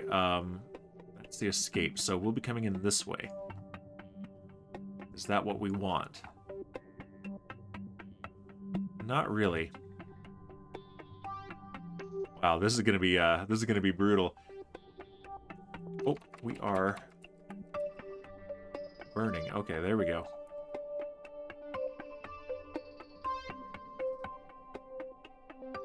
Okay, yeah, let's deal with that. If I go, that got rid of it.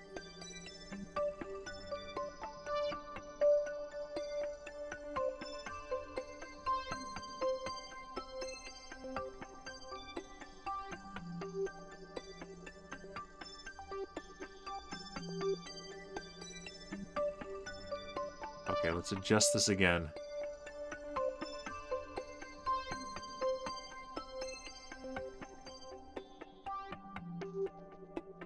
Okay, that's kind of a brutal burn, but that's okay. If nothing else, we're going to get some science out of this, and we'll have another chance. Okay, so... Oh, wow, this is looking at multiple stages here on this burn. Nearly 2-minute burn, and it's coming up in 50 days. So well after our COVID-2 maneuver.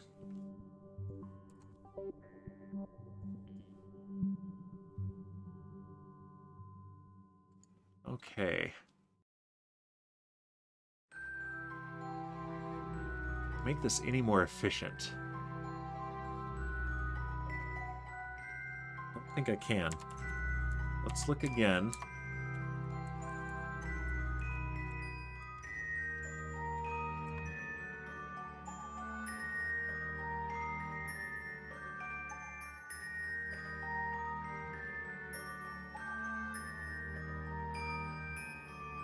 Yeah, this is the tedious part of the game, but this is really the puzzle-solving part, too.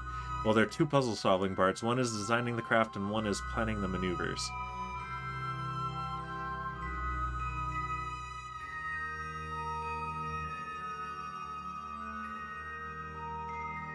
That's actually making it farther away. There we go.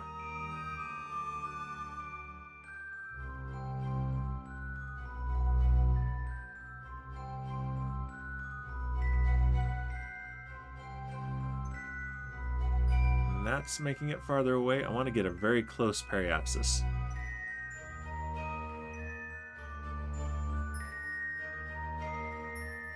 And that is not helping either. Okay.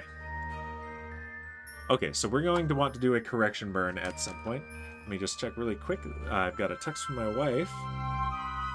Oh. It's about the kiddos, so they are learning some words, and they just heard their mom say that they were that she was going to prepare them a bottle, and they immediately flopped down on their backs, ready for it. Hilarious. Okay, let's make an alarm for this maneuver.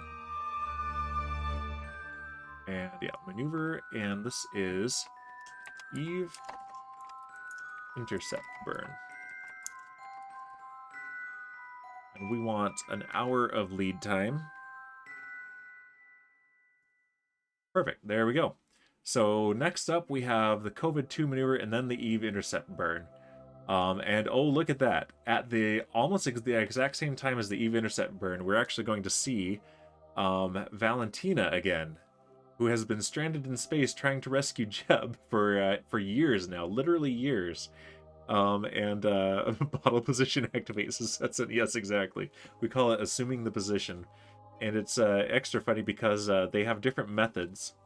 Despite being twins, raised in the same environment, he will literally just flop himself backwards no matter what's in the way. And she will carefully get down on all fours forwards and then roll over. And if she doesn't get what she wants immediately, she'll do it again. And then again. It's very funny. Alright, so that will be good. Let's go to the COVID-2 ship. Yeah, switch to. Because we need to adjust the orbit here so that we can complete our contract. And why did it take me here? This is weird. It's been doing this. That's not where we want to go. We want to go to the COVID-2. Let's go to the tracking station.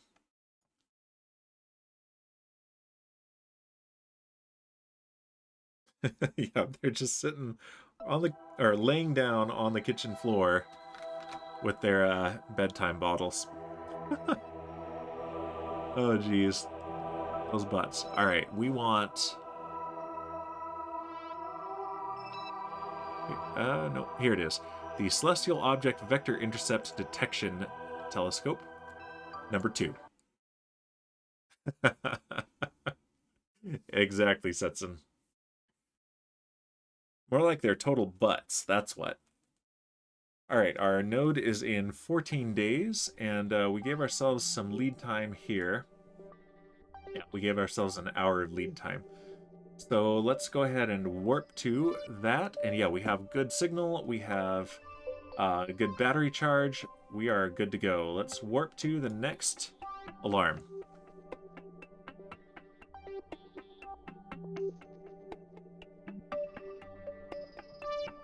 Coming right up on it.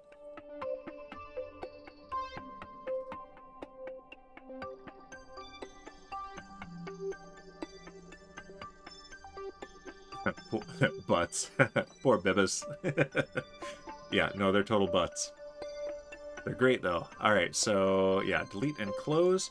And we are 1 hour away from this maneuver. It's a 14-second burn at full thrust, so, yeah, we're going to do less than full thrust, of course. Let's go here and look at this.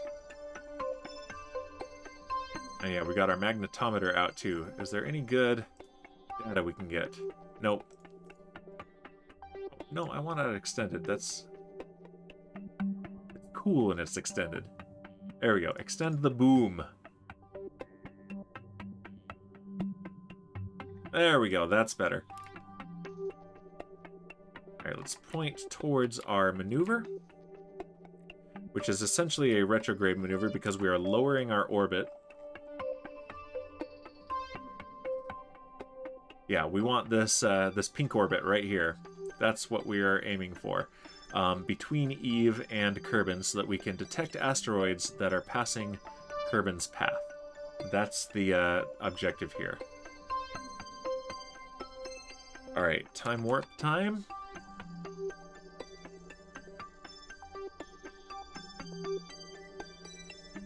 $50 minutes.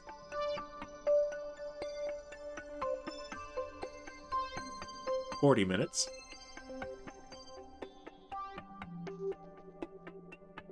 30 minutes.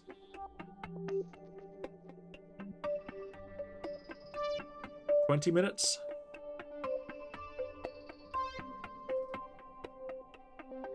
And 10 minutes. 5. All right, let's slow the time warp down. There we go. And Kit says, hey, oh, I'm back. Welcome back, Kit. Good to see you here. All right, and this is going to take half of the remaining Delta V in this stage, leaving us still with plenty to work with. All right, at about 30 seconds, we'll do a gentle burn right here.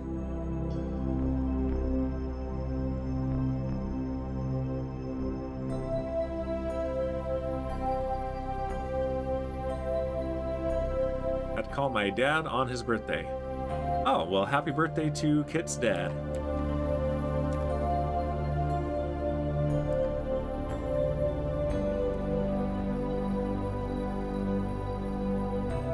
I'm afraid to ask how old he is because I'm afraid it'll be too close to how old I am.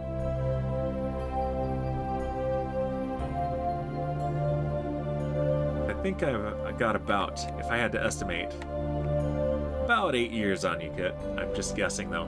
Probably gonna lurk as I make some food. Ooh, what you making? I'm gonna eat after my stream. I ate a big lunch of leftover curry. It was delicious. Happy birthday, Kit's dad, says Setson.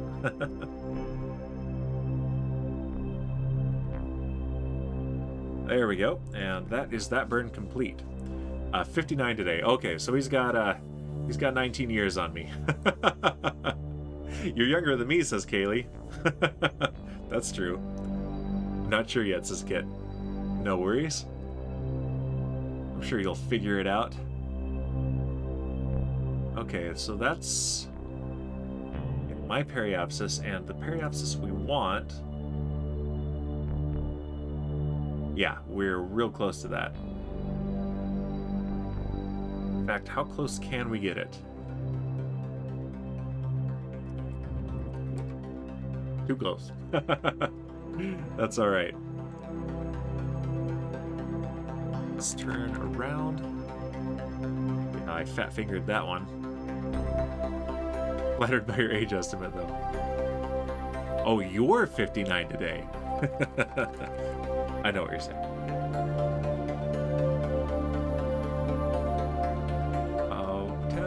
62 is what we want.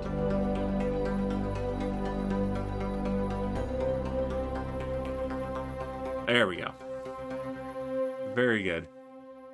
So now when we get to that periapsis, we'll just want to lower our apoapsis to match this one. So we need another new alarm. This one, let's create alarm. There we go. And we want this to be periapsis.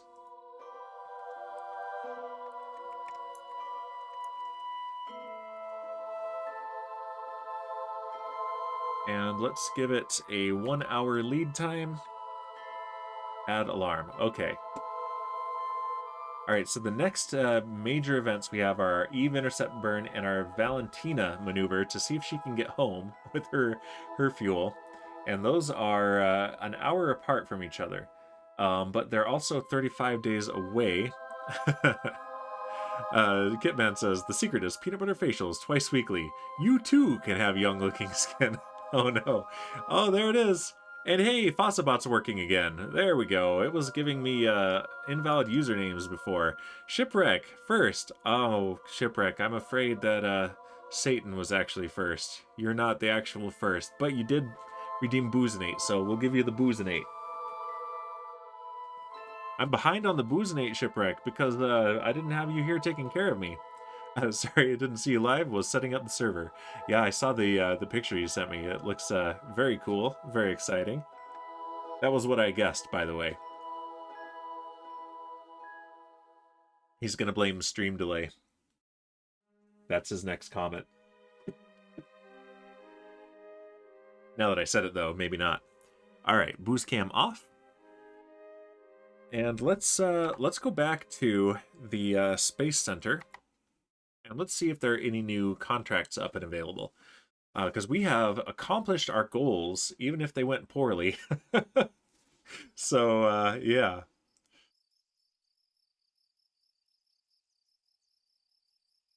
All right, mission control, what do you got for us? Ferry forest tourists safely to their destination. Oh, and an Explore Minmus contract. We'll look at that. Okay, so this is probably unreasonable, and we probably won't take it. Yeah, people want to land on Minmus. Land on the moon and fly by Duna? No. And you're only paying this much? Jeez. Okay, yeah, this is absurd. No, no, we're going to let this one expire. Okay, this says, a secret to young skin is don't wear makeup, don't smoke, and be overweight so your skin is all fatty. Also, don't have a husband or kids. Dan, take notes. Well, I mean, I don't have a husband, so there's that. Explore Minmus. Alright, so... Alright, briefing. Okay. While cleaning up after an unintended ignition, I've had those. One of the overworked teams at Kerbal World Firsts Record-Keeping Society raised an interesting question. We may have underestimated just how volatile solid rocket fuel really is, and have now found ourselves with a problem we can't solve on our own. Now we need your help. We have explored nearly every nook and cranny of Minmus, but there are a few potentially profitable loose ends left to investigate. So they want me to dock 2 vessels on or around Minmus. I mean, okay. I mean, you're not paying me very much. It's gonna take me like that much money to launch. So no, I think we're gonna skip yours too. All right, so what have we got? Our rescue ship needs rescue. Let's rescue it. And we have passed more than enough time for a launch. So, oh, we've got a new chatter, Esperate. How the hell does a game call docking 2 vessels in orbit exploring Minmus? That's a very good question. Like, I mean, I guess that the fact that we're doing it at Minmus, but if you can dock vessels around Kerbal, you can dock them anywhere, right? So, yeah, totally not worth it. I mean, if they were paying at least like 3 or 4 times that much, then sure, yeah, we'll do it. But no, not like this. Famous last words. Yes. If you can dock around Kerbal, you can dock anywhere. Boom. You are not wrong. Let's see. We still have an issue of our space forklift, due to a bug in the game, is stuck. We can't undock it. So maybe before we send fuel, we need a new space forklift. Let's take a look at this thing. Need to clean this up. Yeah, here's our workhorse, and this thing is absolutely fantastic. Are there any improvements that we can do to it, though? So yeah, we've got these Twitch liquid fuel engines. Let's take a look at those. 16 kilonewtons, and we have 8 of them, so that gives us 128 kilonewtons of thrust. 2 stacks of thrust. And the specific impulse is 290. What if...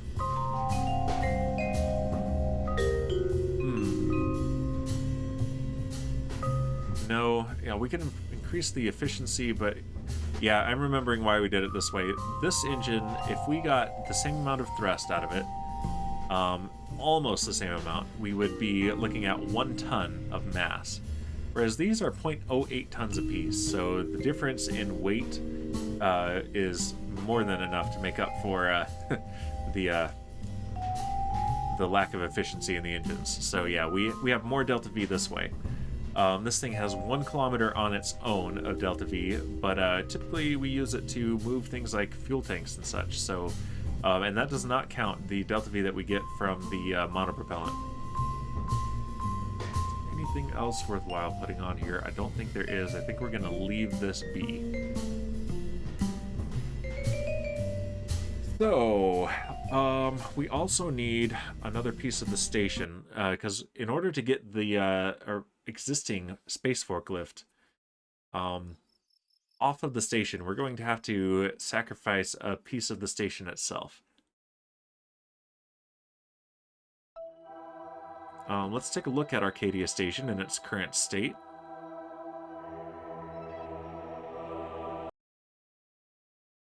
And yeah, from what I could research, this bug has to do with the docking ports being considered in the wrong state, but the docking ports in question were not in the wrong state, so I don't know why I can't undock this. But yeah, undock, and nothing happens. This one doesn't even give me the option to undock, so I cannot undock this node. Dan has bugs, says Shipwreck. Yeah, I guess. So this thing here, service module, let's see, enable the cutaway. Let's look what's in here. All right, we've got batteries, a lot of batteries. We've got monopropellant. Oh, this lit up because we're getting a sunrise, so it's golden hour. Very cool. We've got these thruster blocks, and we've got docking ports. We can make a new one. So let's launch another space forklift and a replacement node here. Because I want this up here. And we can... Let's empty these. There's fuel balancer mod. RCS fuel, and these are R120s. So let's find those in the list. Right here. Alright, let's transfer out. No. Oh, okay, I see. I didn't have the right one. Click. There we go. Out. And let's lock it. And now this one. Transfer out.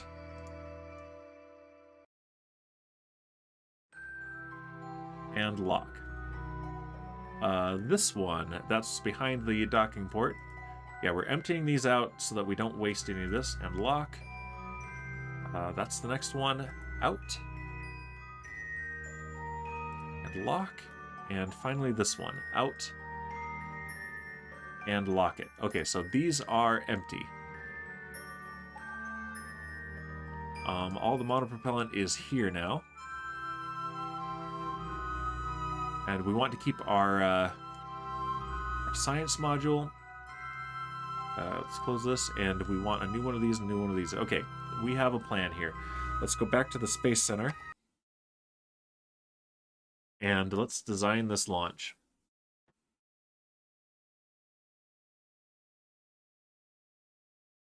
Loading. Loading. Loading. Loading. There we go. Vehicle assembly building.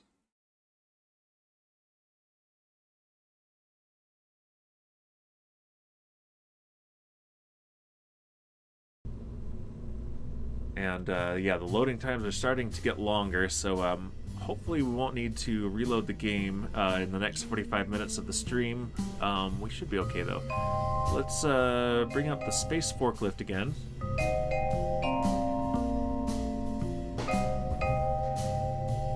And okay, good. That is the root part. Perfect. Okay, so we can merge this with whatever else we put on here. Spray says, one of my few ongoing peeves of the game is they never got around to optimizing some of the load times down. They're awful even unmodded. Yeah, they are. And part of the issue is that every time I think it's saving the entire persistent save file, and I have so much space junk that that's a lot. So clearing up the orbits around Kerbal will actually help with the load times, I think. So that in the not too distant future is on the plan. And Prokitman says, Syracuse, a pork stir fry is the meal of choice tonight. Ooh, pork! As a half pig, I approve of your choices. Alright, new mission, or new ship. And let's, we want to start with the probe core, the Probodobodyne Octo. Actually, we want the Hex, I think. Yeah, attitude control. This one has stability assist and prograde retrograde hold. Okay, yep. Soon we'll have even better probe cores, but not yet. Alright, So we've got that here, and what did we have? We had a big service module. This one here, I believe. Yeah. And yeah, let's put it like that so that that is in there. And shroud off so we can see what we're working with.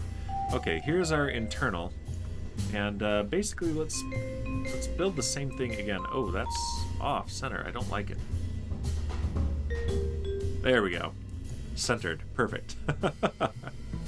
Oh, sriracha. Okay, that must be autocorrect. That sounds delicious. Send me some. I want some. I need it. And we had... we're going to make basically the same module. I don't have this one saved for whatever reason, but that's alright. And we need, in the coupling category, we need the Clampatron docking port.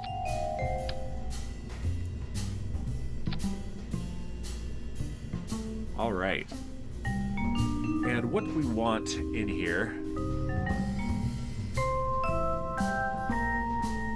Do we want that much? Yeah, we do want more, Yeah, okay, so I'm remembering now. This is way back. This is many months ago.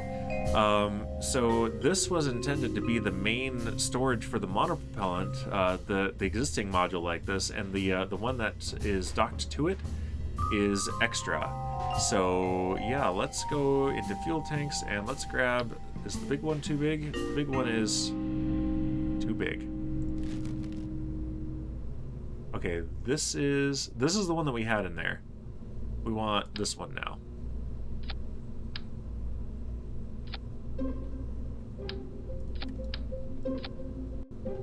Okay, we got 3 of those, and there's only empty space in here, so I think it's entirely justifiable to clip this up in there.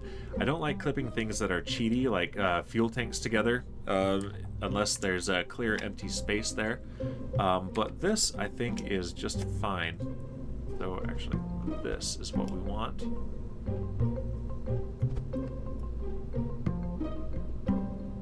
Like that.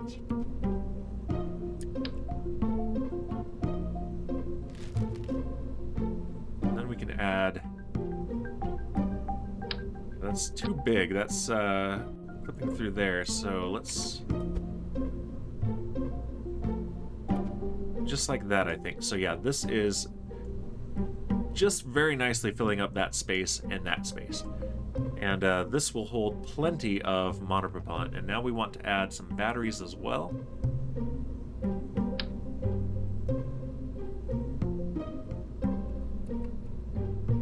Let's just do it like this.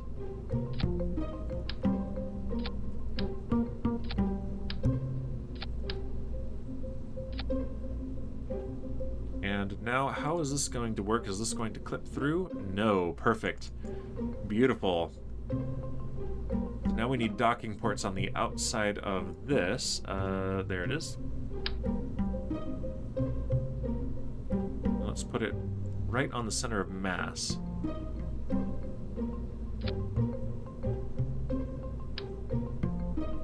There we go. Let's see, we had also some maneuvering thrusters. There we go. This is the 1 kilonewton thruster. Fit here, and we want the orthogonal 5-horn variant. Let's put there and there. We don't need this anymore. And one more thing. Oh, I had it, and now I can't remember what I wanted. Let's see. What else can we put on here? Lights. That's what I wanted. Should we do light strips? These are always fun.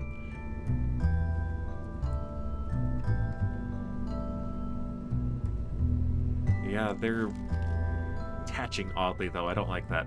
Let's do dome lights. Let's put them here. And here. And I know this is bad for the frame rate, but it looks so cool, so I can't resist it. Yeah, let's leave them white.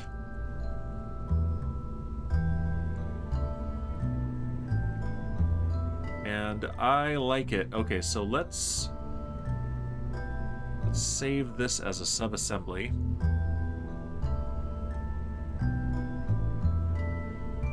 Yeah, let's just do this. No? Do I have to be grabbing the root part to do that? I might have to grab the root part. Or it might not let me do the whole thing. Yeah, it won't let me do the whole ship as one. Alright, so instead what we're going to do, let's close this, and let's change the root part to this docking port, and save this as Arcadia Station Power Hub. Also RCS storage, but that's what we're going to call this.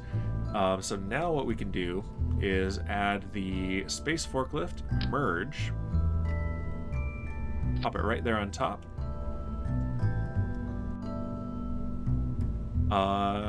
Yeah, and let's add another docking port here. Whoop. Oh, come on. Don't like that. Ridiculous. There we go. Let's disable crossfeed. And let's add the launch vehicle to it. So the Arcus 2 medium launch vehicle right there. And yeah, we're going to need to adjust the fairing on this. So let's go ahead and delete the fairing first. And let's take the booster cam off. We're going to use this. Where did I put that booster cam? There it is.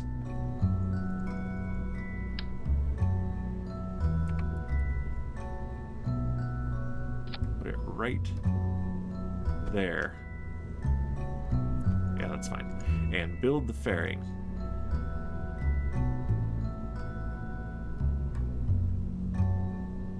Doesn't like that. I need a little bit more clearance. There we go.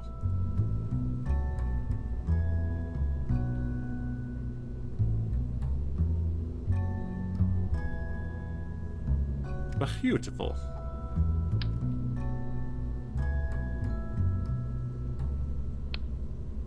All right, yeah, and we have plenty of delta V. We have decent thrust to weight ratio, so I don't think we need boosters, but I think I'm going to add a couple boosters anyway. I like to have about a 1.8 thrust to weight ratio on the pad.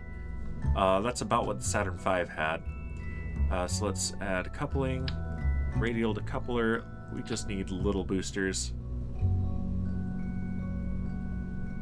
Let's do, let's see, Thumper has 300 kilonewtons of thrust. Yeah, let's do that.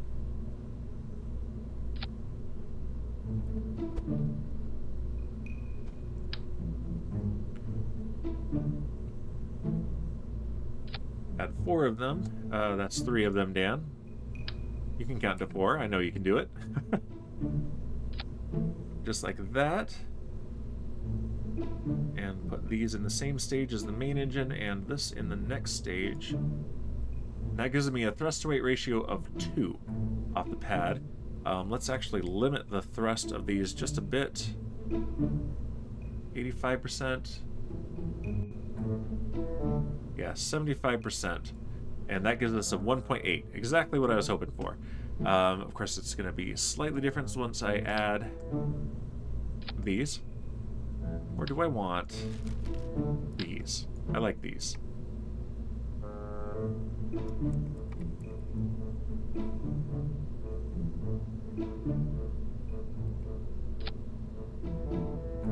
There we go.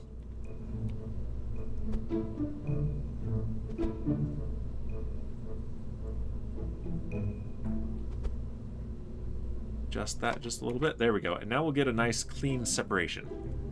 Let's see. Espray says, I usually go for 1.5 and still end up throttling down most of the time to keep from going supersonic at too low an altitude. Yeah, all you need is 1.2 thrust to weight ratio, says Git. Yeah, if you want to waste all of your fuel just fighting gravity. And yeah, that is a good point, Espray. Basically, what I mostly look for is my min and max thrust to weight ratio, especially if I've got a crew aboard. I don't like going past 4, even though it doesn't matter too much without a lot of mods. it's just a pretty decent rule of thumb. And I'm also looking at the burn times. So halfway through the burning of this core stage, I'm going to be dropping these thrusters. And precision is not nearly as important in the base game as it is in, say, Realism Overhaul, which I haven't played in a long time. But I think this is going to be pretty good here. But I like getting a decent boost off the pad, and yeah, I often go supersonic a little bit lower than I probably should, but as long as my angle of attack is not too aggressive, it typically works okay. Let's go ahead and save that, and let's go out to the pad. We've gone like 30 days between launches, so we don't have to wait. We're going to double check our staging as well once we get out there.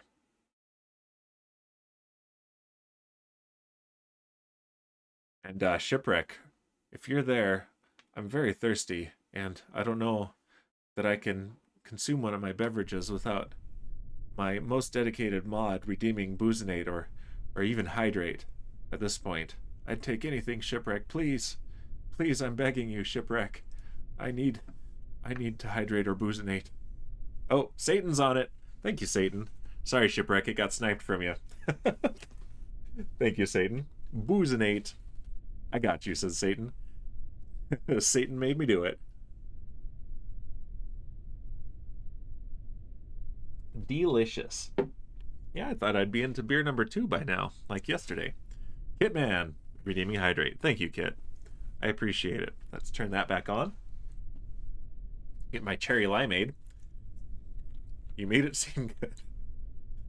Espere says that base game or a mod fairing. That's a base game fairing. I actually really like the procedural fairings in the base game.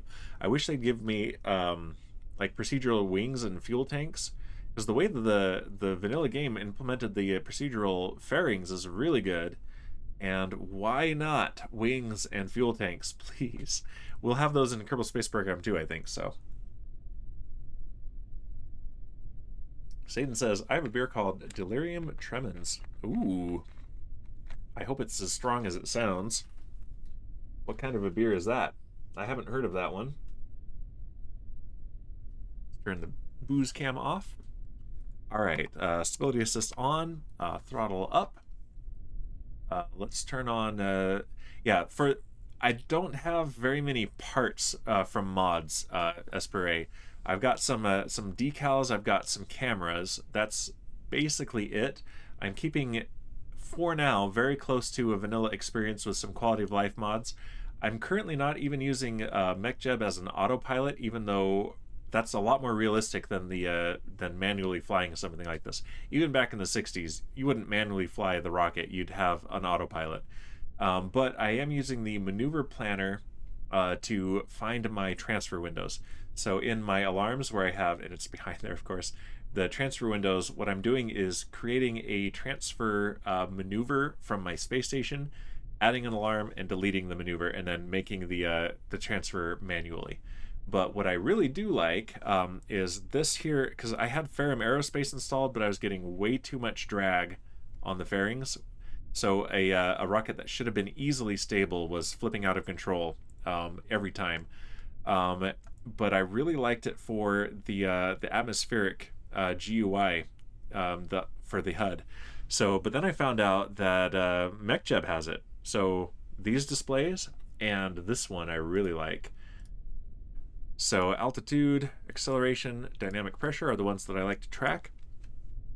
And here is a modded part. I really love the Hullcams. It's a Belgium ale, like 9%. Ah, very nice. That sounds very appropriate. All right, so yeah, we're at full throttle. Stability assist is on. Fine control is on. All right, we are, let's double check our staging. Yes, that looks good. Oh, wait. Nope, we want to...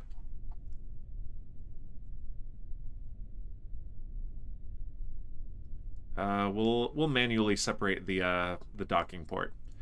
Let's double check it from out here though. Always check your staging.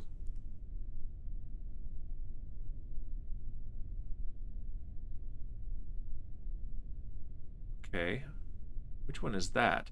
Oh, that is the one on the actual... Yeah, we don't want that staged. That's the service module. To get right up on it.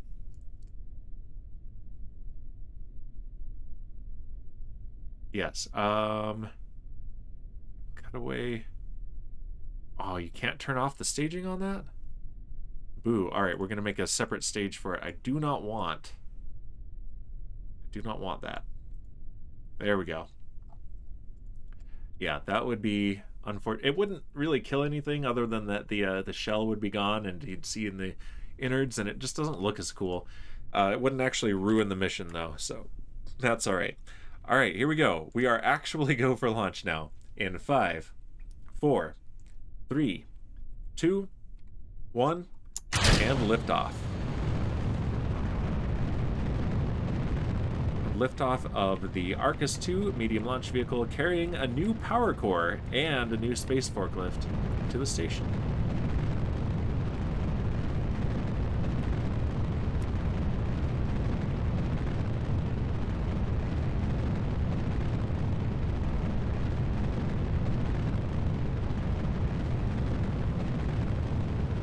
Goes pitching downrange. Everything is looking nominal.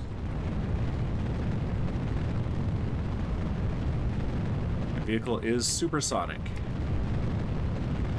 and we have maximum aerodynamic pressure.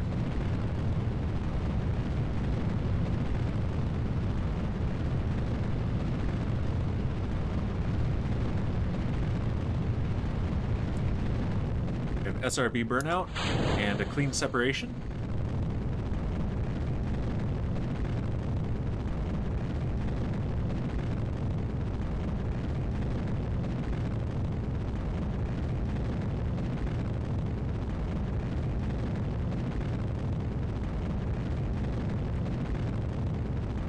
Still looking nominal. Very good.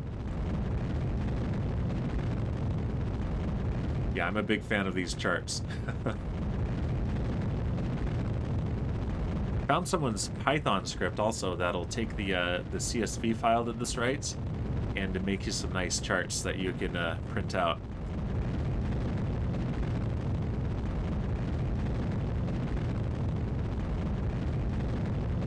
And we have main engine cutoff, stage separation, and second engine start. We're going to go for about 120 kilometer. Now we've got the Delta V. Let's go ahead and go for a 150 kilometer apoapsis. That is really cool, says Espray. Yeah, but this view too, and the camera tools mod also. Sometimes I'll watch the launch from the ground. But yeah, these graphs, I love it. We're done with it though. We don't need it anymore, so let's get it out of the way.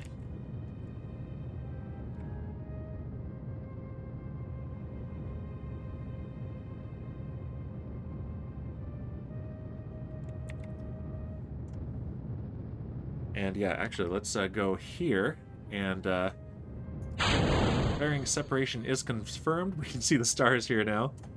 There we go. Yeah, that's not... There's a lot in the way of the camera there, unfortunately, but that's all right. Yeah, I know I could do a much more efficient approach to the station, but I'm not that good at math. One of these days, maybe I will sit down with pen and paper and see what I can plan out.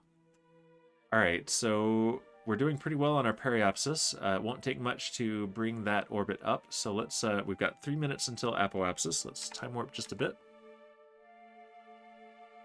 I did have the persistent rotation mod installed, but I was getting some Kraken attacks that was making worse.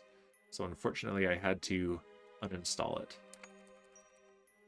But that's one of my favorite mods.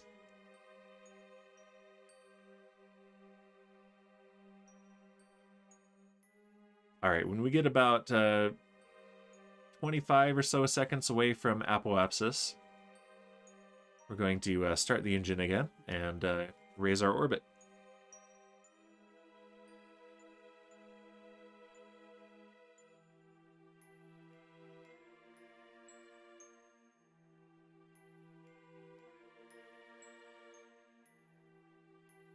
All right, in 5, 4, 3, 2, 1, and engine start.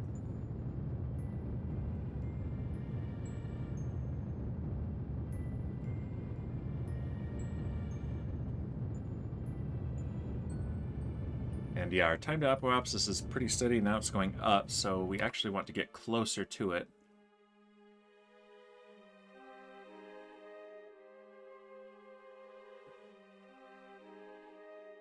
And again, this is stuff that I could do the math for, but not that good at math. So I prefer to just give myself a little bit of a margin with the delta V and eyeball it. It's the Kerbal way. Alright, we have an orbit, and we're going to circularize, and then we're going to see how close we are to the station. There we go. That's an even more circular orbit than the last one. Alright, so... yeah, we got a lot of debris.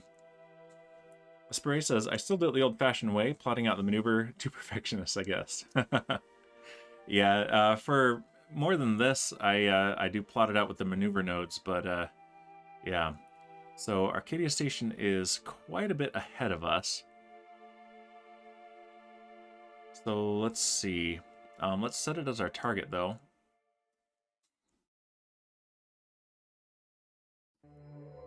And yeah, we've got some inclination as well. Interesting.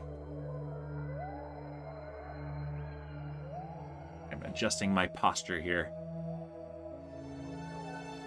My back is doing a whole lot better, but also I've been doing a lot of hard work around the house, and so don't want to overdo the pressure on my back. Okay. There's intersect 1. It's usually intersect 2 we end up with. Yeah, so let's add a maneuver here, and let's plan this one out. Let's go ahead and plan it. Descending nodes, so we'll need to do spin it. Of course, that unpinned it. There we go. Nope. There we go. Okay, yeah. So we want to burn normal.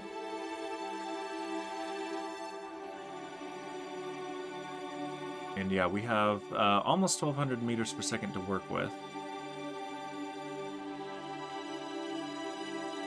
So normal, and let's also burn prograde and see how much it takes to move that intersect. Yeah, I watched the Scott Manley video on how to do all this math. One of these days I want to do it again. Watch that again and figure it out.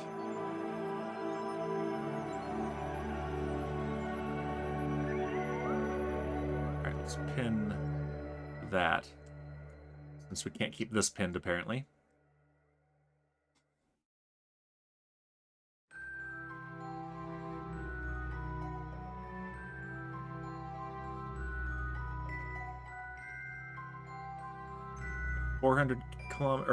Kilometer intersect. 300. 200. Alright, we're getting close. Of course, now, this interface being what it is, there we go. So see how closely we can get it. 500 meters, that's pretty good. We're going to go with that, and that's only a 300 meter per second change in delta V, which means we'll have more than enough to slow down. Okay, so that's in 26 minutes, and it's a 20-second burn at full thrust. Let's go.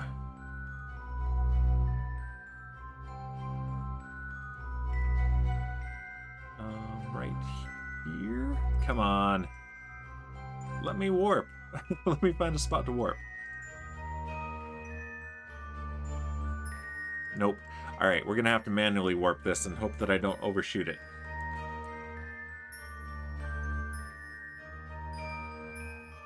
Yeah, there's just too much cluttered there. I guess I could turn some of that off in the display. but this will be fine. Alright, 15 minutes.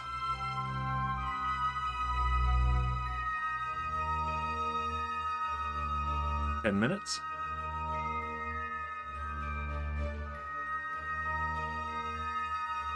And 5 minutes. All right, 4 minutes, and let's line ourselves up.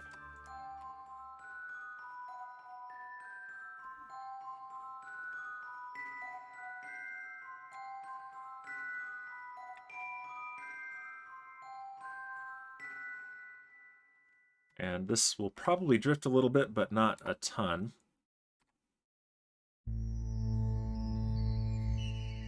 So let's plan to do this at about half thrust. So when we're at T-minus 20 seconds, we're going to start. Okay, yeah, and we are following this pretty well. That's good. I always forget how that works. We do follow the maneuver marker.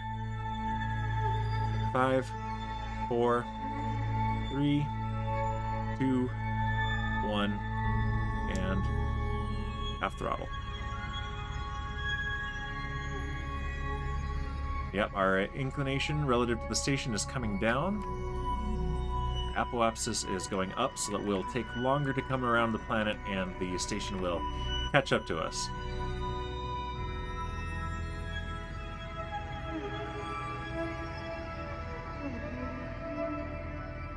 Halfway there.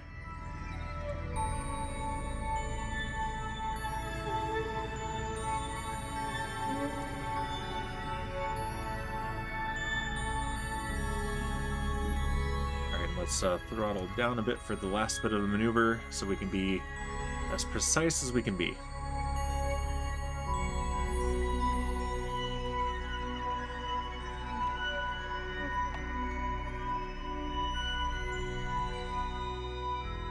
And that is pretty good.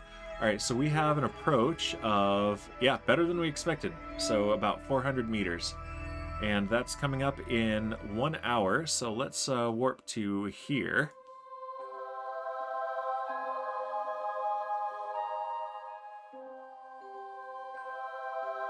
Yeah, 423.9 meters. That's really good. And that's coming up now in 8.5 minutes. So, yeah, of course, as soon as we're on rails, it calculates it differently. Here we come down over the top of the station. 4.5 minutes. And yeah, of course, we're going to do this at night. That's all right. Let's go target mode and retrograde to the target.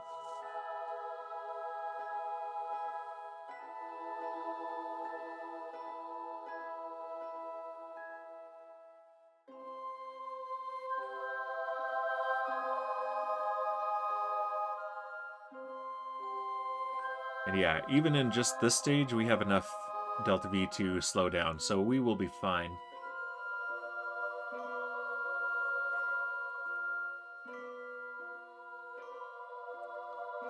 There's the target there, 74 kilometers away. 60 kilometers in closing. 50. 40. 30, 20, and 10. Let's slow this down a bit. Yeah, this relative speed at approach is not actually going to be 600 meters per second. I don't know why Kerbal Engineer doesn't calculate that very well. It's going to be pretty close to what we have now, which is 320 meters per second. In fact, let's go ahead and slow down. That's the lag spike as the station loads in.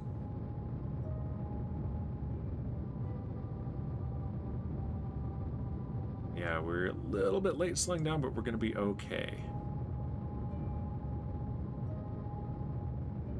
In fact, that's really good. That looks like I planned it that way. Oh, how cool is that? I totally planned it. All right, ignore what I just said. I planned that perfect suicide burn. Look at that. Absolutely beautiful. All right, so let's point at the target. So let's unlock the hinges. Yeah, it is nighttime. Let's turn the lights on. And unlock the hinges. And I think, let's look at our action groups. It's been a long time.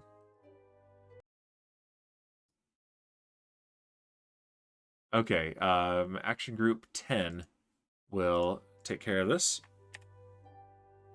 And extend the arms. Maybe? Locked. Okay. There we go. Are you gonna open the arms? Let's see. Auto stretch shouldn't matter here, should it? No, it shouldn't. Locked, no. We have electric charge.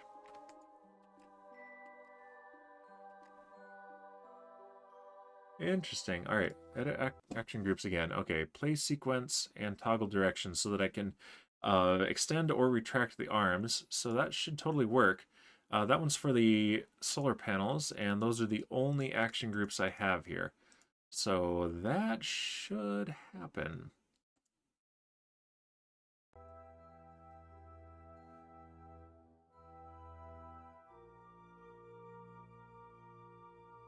Enabled.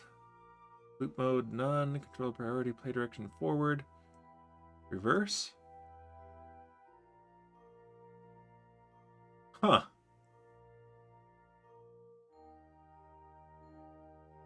Excuse me.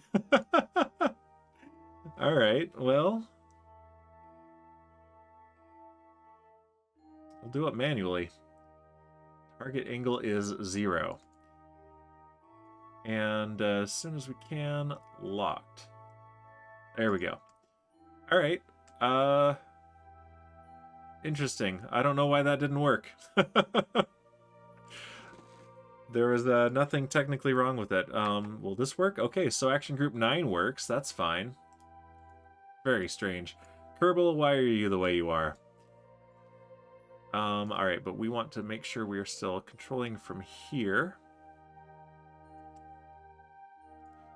Let's look at our target. No need to use the RCS fuel yet. We have plenty of reaction wheel. Unrealistic amount of reaction wheel, in fact.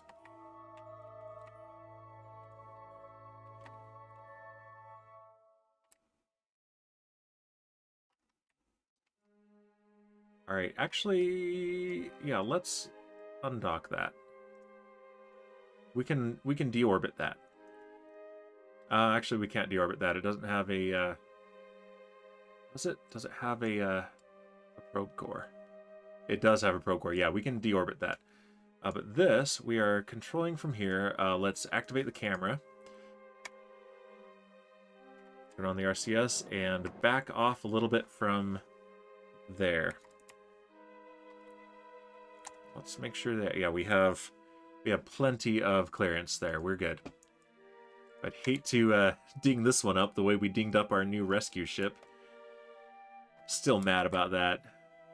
Grumble, grumble, grumble. All right.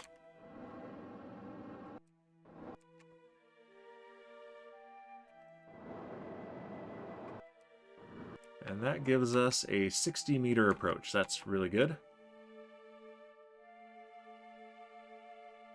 So this is the last thing we're going to do on this stream, it looks like. And so I guess next time, which will be on Sunday this time instead of Saturday, I've got a family event on Saturday. I'm going to have a... I keep thinking it's going to be a camp out. No, it's just going to be a picnic. But, hey, thank you for the follow, Espray. Enjoy your fanfare.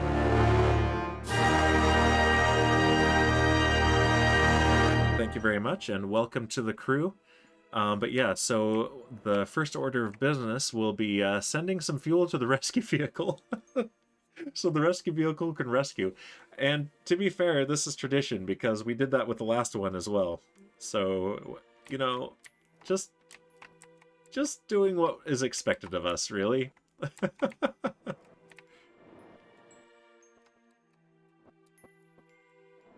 Alright, slow down. And center it.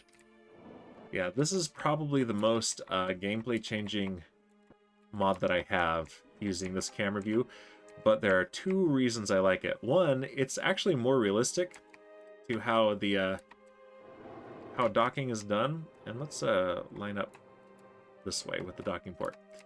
And also, it looks better on stream, especially when this happens at night, like this. So you can actually see what's happening here. Yeah, it's just so fun. And we've done plenty of dockings the old-fashioned way with the awkward camera view. There we go. And we are docked. And there's the sun coming up. Okay, so here's our new space forklift. Here's our old space forklift. We need to get rid of this entire thing, apparently. Oh yeah, I've got the, there we go. That's not, I was like, did we jettison the shroud? No, we didn't. We just had the cutaway enabled. So we have basically the same thing here. Just out of curiosity, will this now let me undock? No, it will not. I would almost be mad if it did. So let's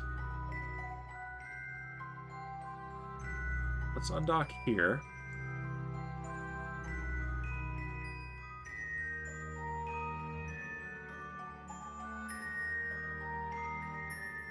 Let's let these drift apart just a little bit.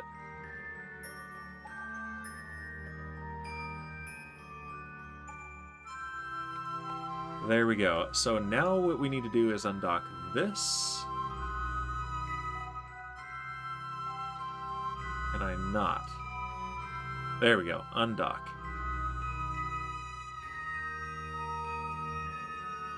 That's what I want to do. Yes, it is. Okay, undock. And back off.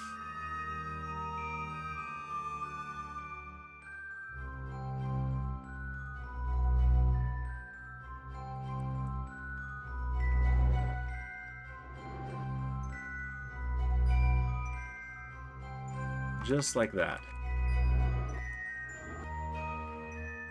And so let's go ahead and pick up one of these docking ports and then dock that one to here. So now undock.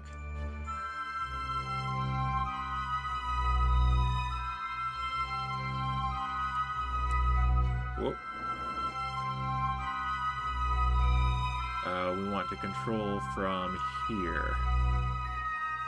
There we go, that's better. But now we also slow this down a bit. Let's undock this one. And yeah, this has a probe core, and it's considering that to be the root here, and that is okay. Oops. We want that. That's the right one.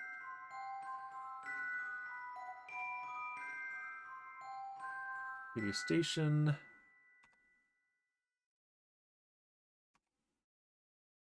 Radio station ship.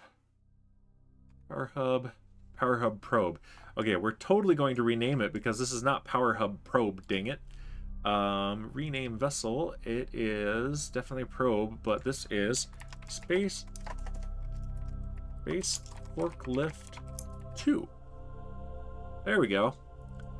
He tried to kill me with a forklift. Alright, control from here. Set this as the target. And activate camera.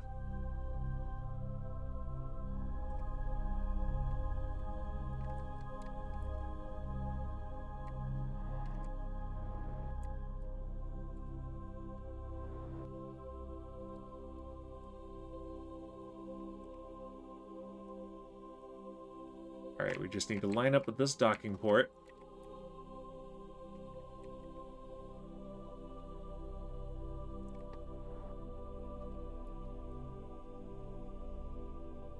but this is cool. Take a screenshot of that. I like this.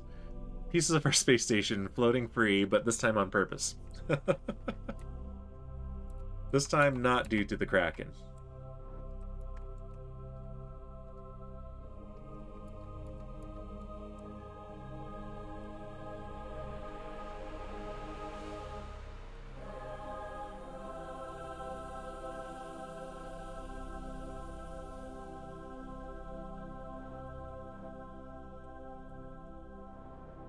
Yeah, we would have done this on this last Sunday, but it wouldn't let us undock the stinking forklift.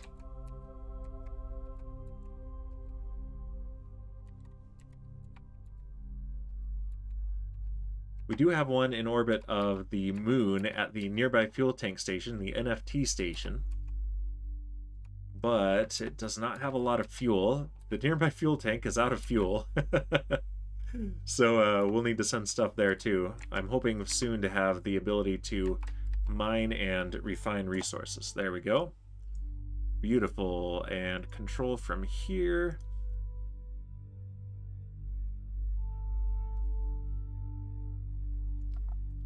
Let's see, which way are the flags? They're flashing. Yeah. Set that as the target. That is perfect. And activate camera. We have all the RCS fuel right now. We're holding on to every bit. So we can just spam this, and we have so much RCS fuel down here as well.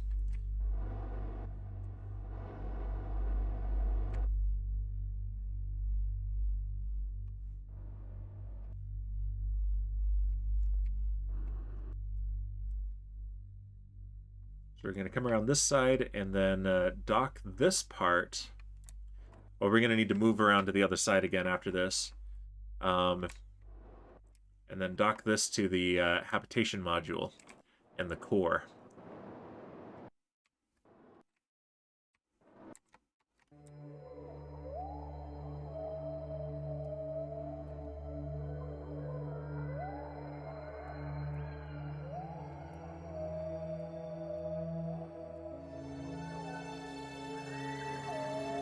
Looks like the lights have turned off on this thing. That's all right. Let's slow down. We're coming in hot. There we go. Yeah, this is an easy payload to move, so that helps. Not too heavy, and the center of gravity is very close.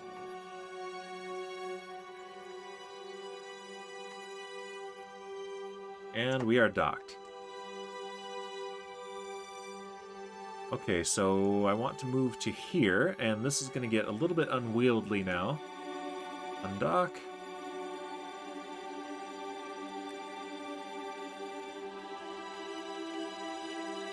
Control from here. Whoop. No.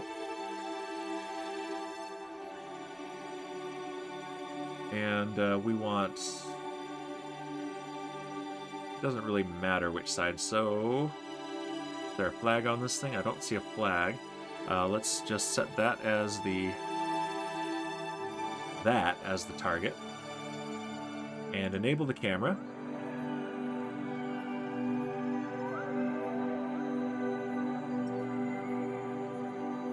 I've got a little bit of a rotation, but it's not an absurd amount of rotation. So we'll be okay.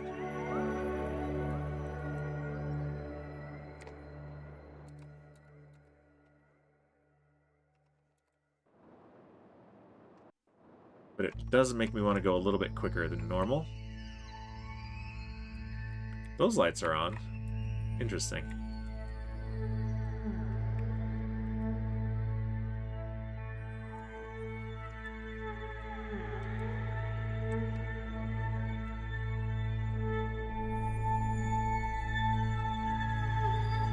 Alright, let's grab this thing and take it back to the core of the station. We just about have Arcadia Station put back together exactly how we had it before the Kraken.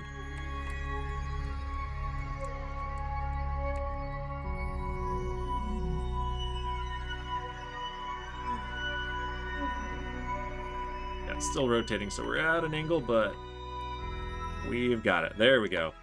Perfect. So now, control from here. And yeah, this is going to be quite the asymmetrical load. Where is... There it is. Yeah, we're getting... There we go. Let's activate the camera. And point towards the station.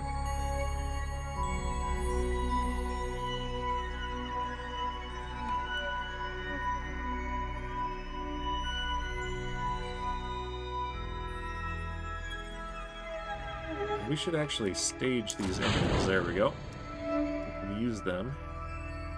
Much more powerful than the RCS thrusters, and we can feel... I can feel this thing pulling to the side with that much thrust.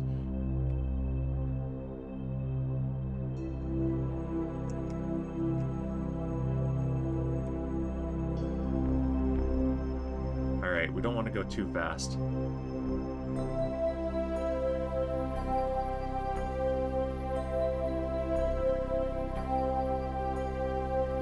That pretty much puts us on a collision course, which is what we want. We just want to collide very slowly. 0.2 meters per second is pretty good.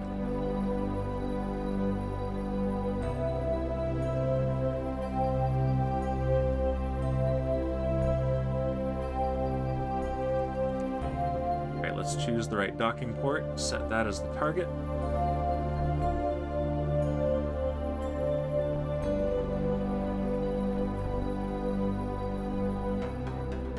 Slow down.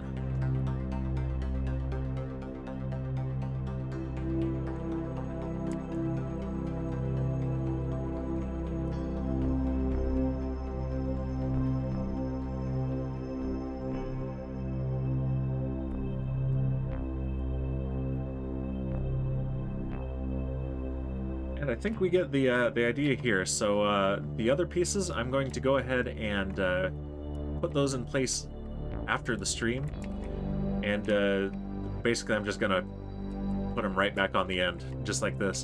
And so yeah, next stream, which will be again, we'll do Saturday and Space on Sunday again, as we keep doing lately.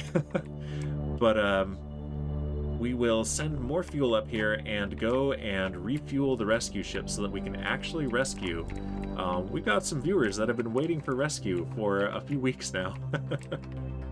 We don't want to keep them waiting. We want to expand our crew, and we will also be looking at let's see if Valentina has enough fuel to get home. Next stream, we're actually going to look again at Valentina Kerman. We've been teasing that for like at least 6 months now, maybe 8 months. It's been a while. I'm gonna have to go look through the archives and see exactly when did we set up that maneuver, because it has been a long time coming.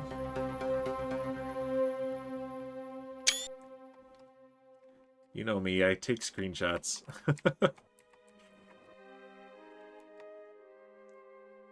All right. And those are some bright lights. We are whited out.